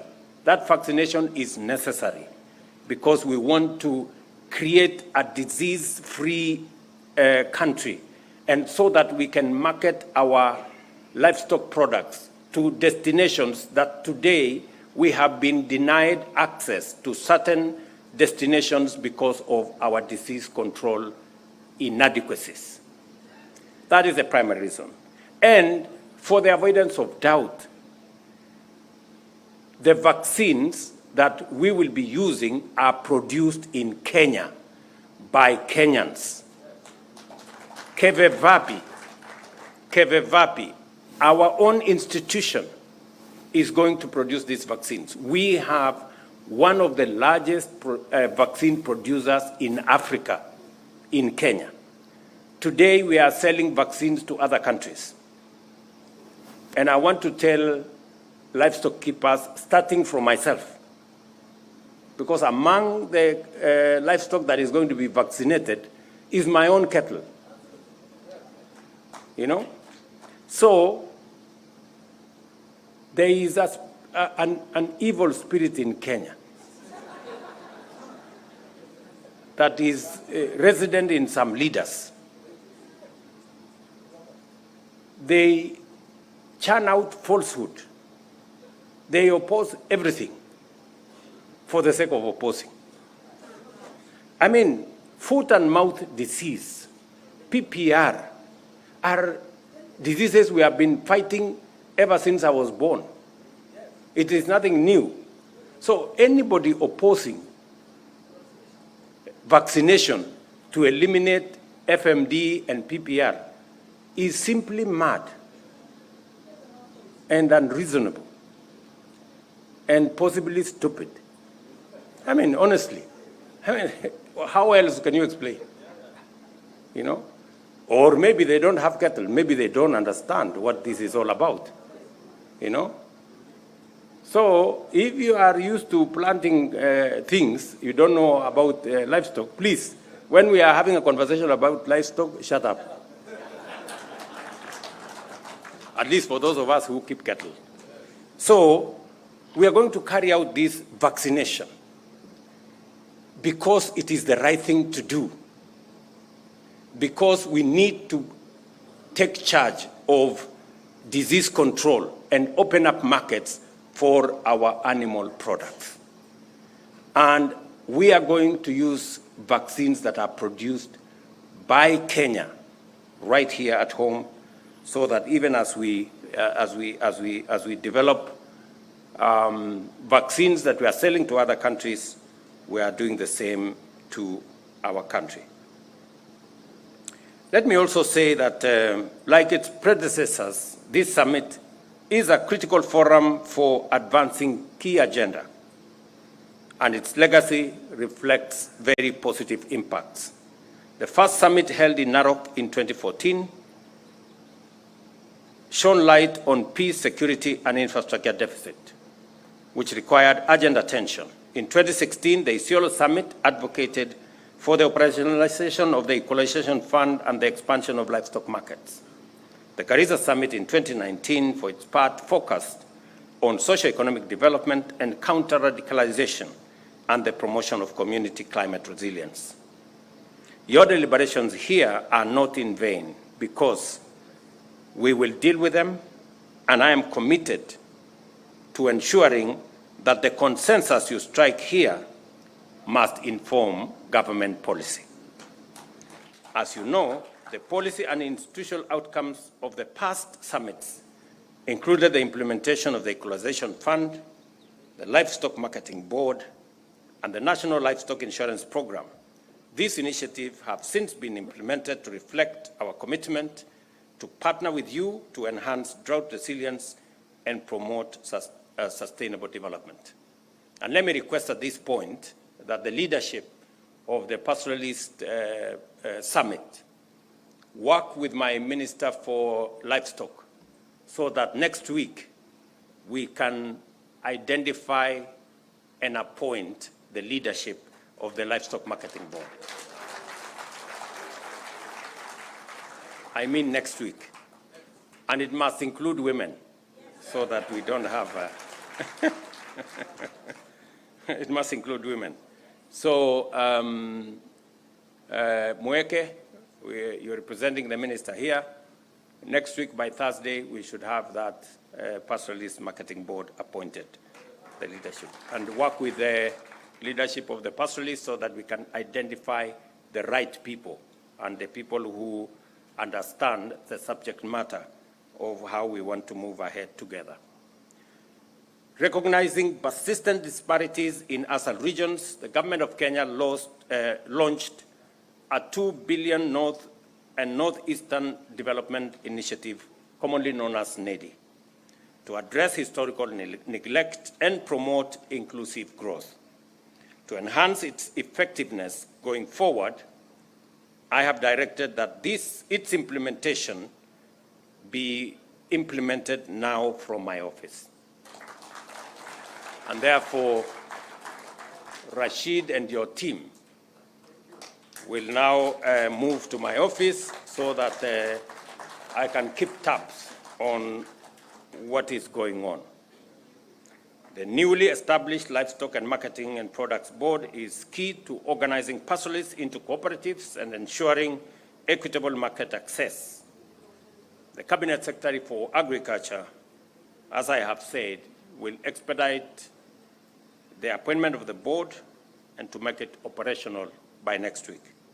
Ladies and gentlemen, the modernization of pastoralist economies is crucial. This can be achieved by promoting the adoption of modern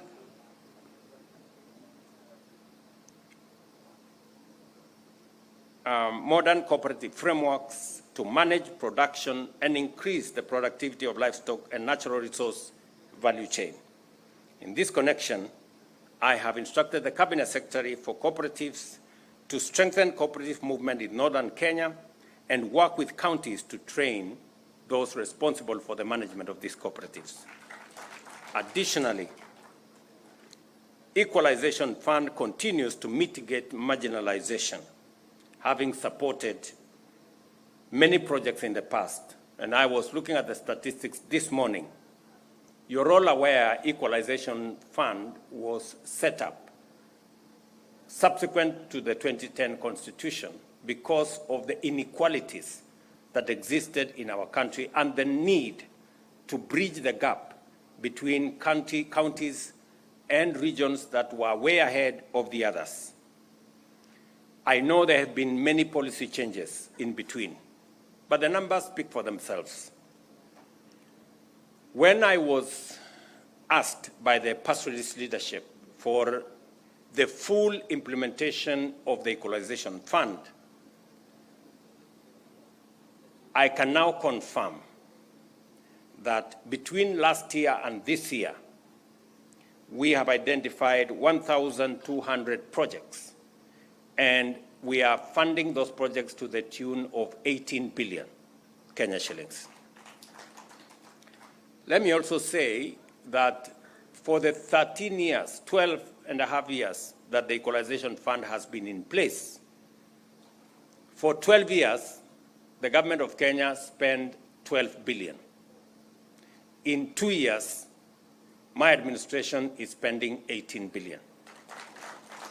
And I want to commit that in the next 6 years, by God's grace, we're going to make sure that no shilling that was meant for equalization is lost. We're going to make sure that every shilling is accounted for, and if there will be need for us to extend the time for this Equalization Fund, we will, to make sure that we ultimately make sure that this project is done properly. Let me also confirm that I agree that extending this program to cover 32 counties makes it inefficient. And we are spreading it too thin across too many projects and missing the impact it is supposed to create. And therefore, we will be rationalizing, we will be having a rethink of this Equalization Fund, and the ministers responsible will, in the first quarter of next year, provide us with a policy direction that will be approved by Parliament so that we can limit the extent to which this Equalization Fund is spread and make sure that we create greater efficacy. I know at the moment the projects are identified in wards, making it too small.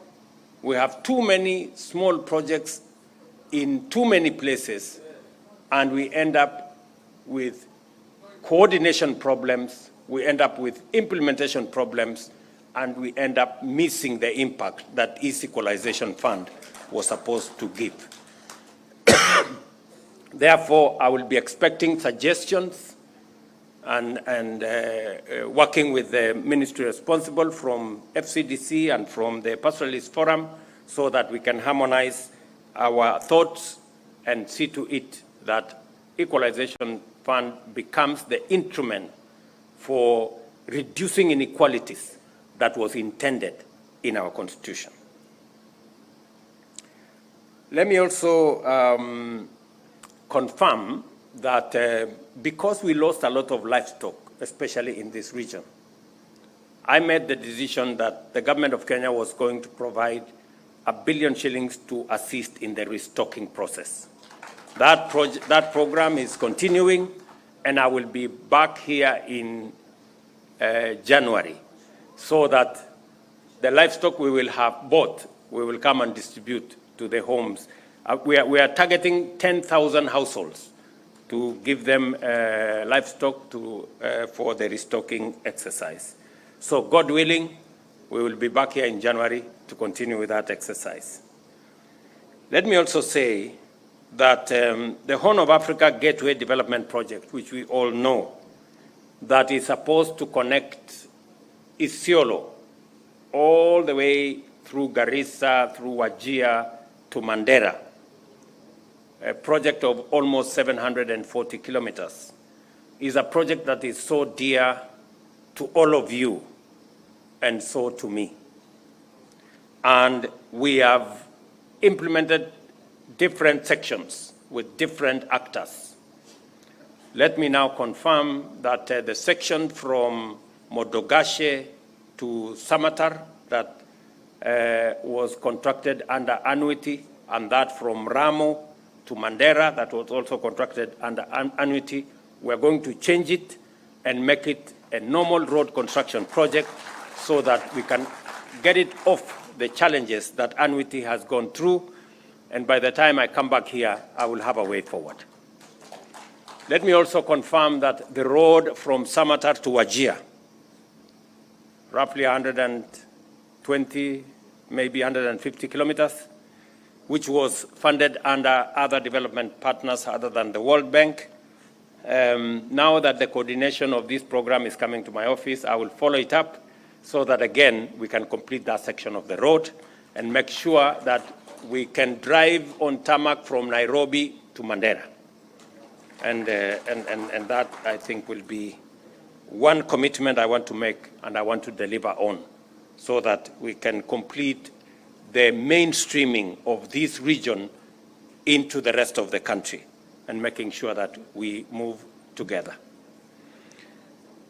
Let me also confirm that in line with our strong partnership with pastoral communities and our strategic commitment to unlocking the potential of arid and semi-arid areas and other pastoralist rangelands, I commit that the resolutions of this summit will be translated into collaborative action, policy frameworks, and government projects. This will involve coordination with Parliamentary caucus, of course, and the county leadership. Mpunguze hii maneno kidogo hii. Naona mnasema iko protocol. Protocol ni kitu kidogo. Wachana na protocol. You know? Sometimes I go to meetings and I even I speak fast before the MCA. And I'm not bothered about who speaks when, how, at what point, you know. So don't be too much bothered about protocol. You know, let us let's work together. Sawa sawa. So I know sometimes people are affected. Maybe I needed to speak here, I needed to speak there. Pole pole, you know. Bora si tumeongea sisi wote. Haijalishi watu hawatakumbuka nani aliongea before who. Watajua tu kuna watu waliongea hapo na kila mtu alisema mambo yake na sasa tuko sawa. Si ndio? So mtulize boli. Najua governors waliongea mbele ya wabunge wameongea nyuma yao namna hiyo. Hata mimi ningeanzisha hii mkutano ingekuwa mzuri, ningeongea mbele. And sometimes you people, you know, I have been around for a while. You know, if you have an opportunity to speak, speak fast when people are still listening. You know, when you speak last, watu wamechoka, story imejaiva. So tuendelee namna hiyo na tushirikiane pamoja. Mimi nataka nikubaliane na nyinyi, pia ningependa kusema mambo mawili ama matatu ya muhimu. Pia, mbali na yale yote nimeyasema hapa. Usalama wa nchi ni ya muhimu sana. Na sisi wote tuko na sehemu ya kuchangia katika mambo ya usalama. Kazi ambayo tumefanya kwa miaka miwili, nilisema ya kwamba we are going to modernize the security equipment that we have and improve on the security architecture and make it much more people-centered.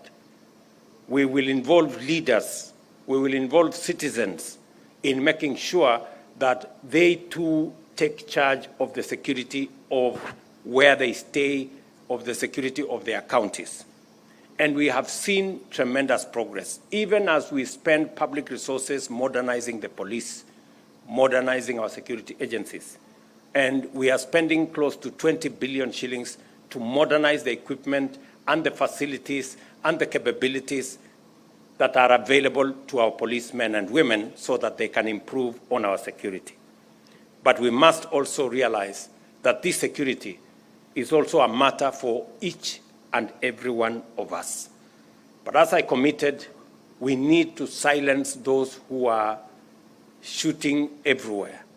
And I am very happy that the last 2 years we have reduced on conflict, we have reduced on cattle rustling, we have reduced on insecurity generally, but there is still a lot of work to be done.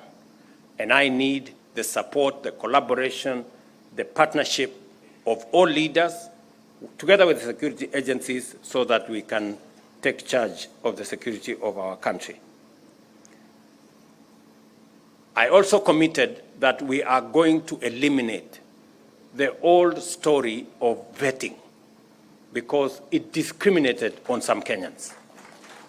Today, our constitution and the law gives us the opportunity to make refugees Kenyans. Now, if we can make refugees Kenyans, what business do we have asking questions about other Kenyans and whether they are Kenyans or not? And it is the reason why I made the policy decision to get rid of this thing called vetting, because in any case, it was not based on any law. It was just an administrative issue. And that gives all of us the opportunity to be the people that we should be, people of one country and one citizenship. Let me also confirm that all the other issues that the leaders here have said, I have a good record of them.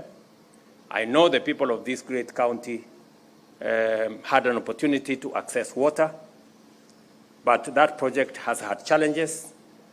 I am going to unlock those challenges. I have discussed with the governor and all the other members of parliament here on what we need to do to unlock the water facility for this town.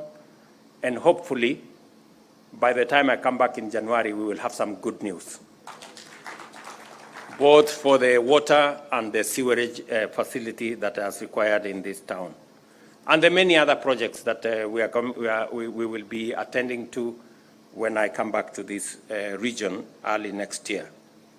Let me also confirm that going forward, it is indeed our place as a country to work together, to find common ground on things that are of national interest to the Republic of Kenya.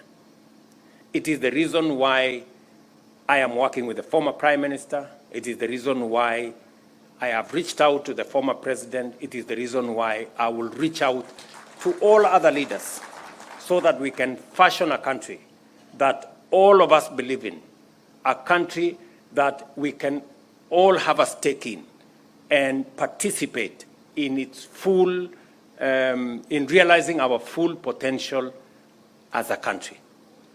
We must continuously build bridges instead of erecting barriers. We must always find it to create more synergy as we move forward. And I appreciate the leadership of many other groups and teams and sections as we work together in this common project called Kenya. It is not an individual program, it's not a personal project, it is a collective effort.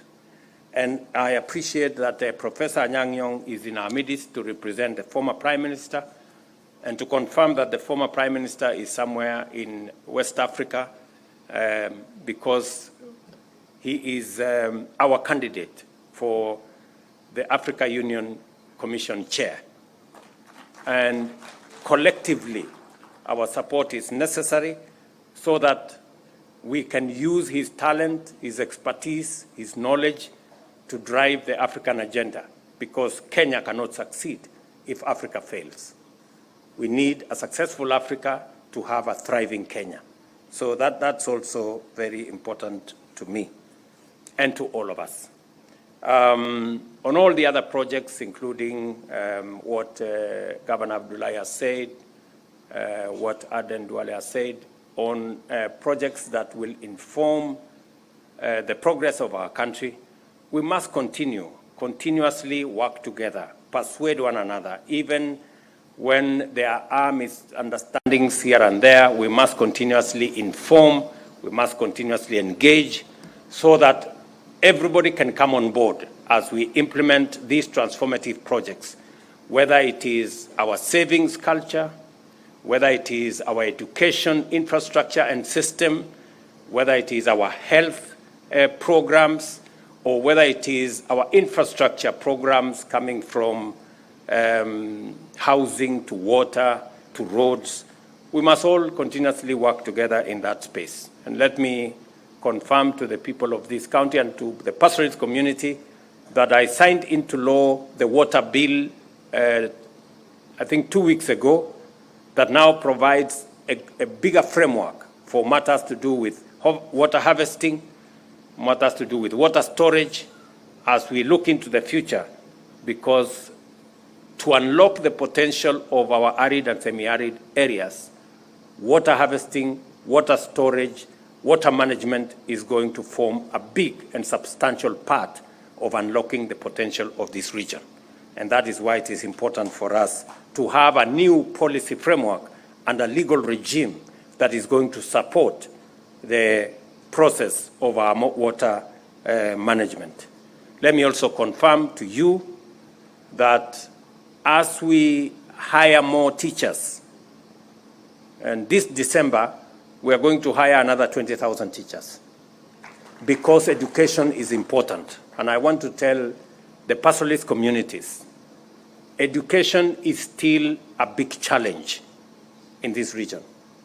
And leaders, pastoralist leaders to be specific, must mind about the education of the children of pastoralists as we do for the children of Kenya.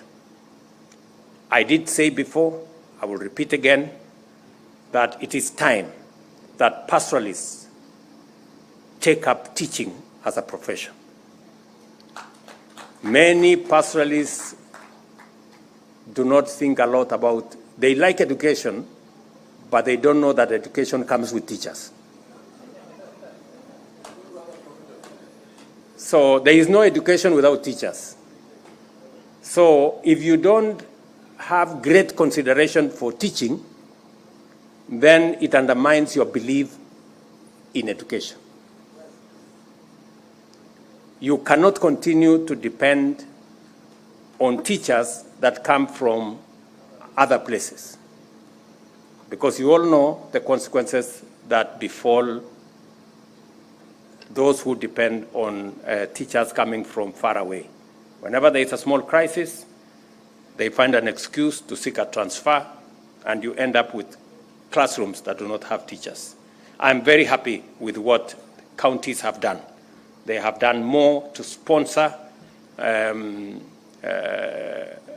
teachers from this region to our teacher training colleges, and I made a confirmation that we are going to provide affirmative action for you. If you sponsor more teachers, we are going to create more places in our teaching institutions, teacher training institutions, so that we can train more teachers from this region, and so that as we employ teachers, we can also employ teachers from this region to serve the children from the pastoralist communities. So I want to thank you very much for this great meeting that we have had. I am very confident that going into the future, we can build a much more cohesive, much more united country as we contribute our best in making Kenya great. Thank you very much, and I look forward to the outcome of this summit. Asanteni sana. God bless you.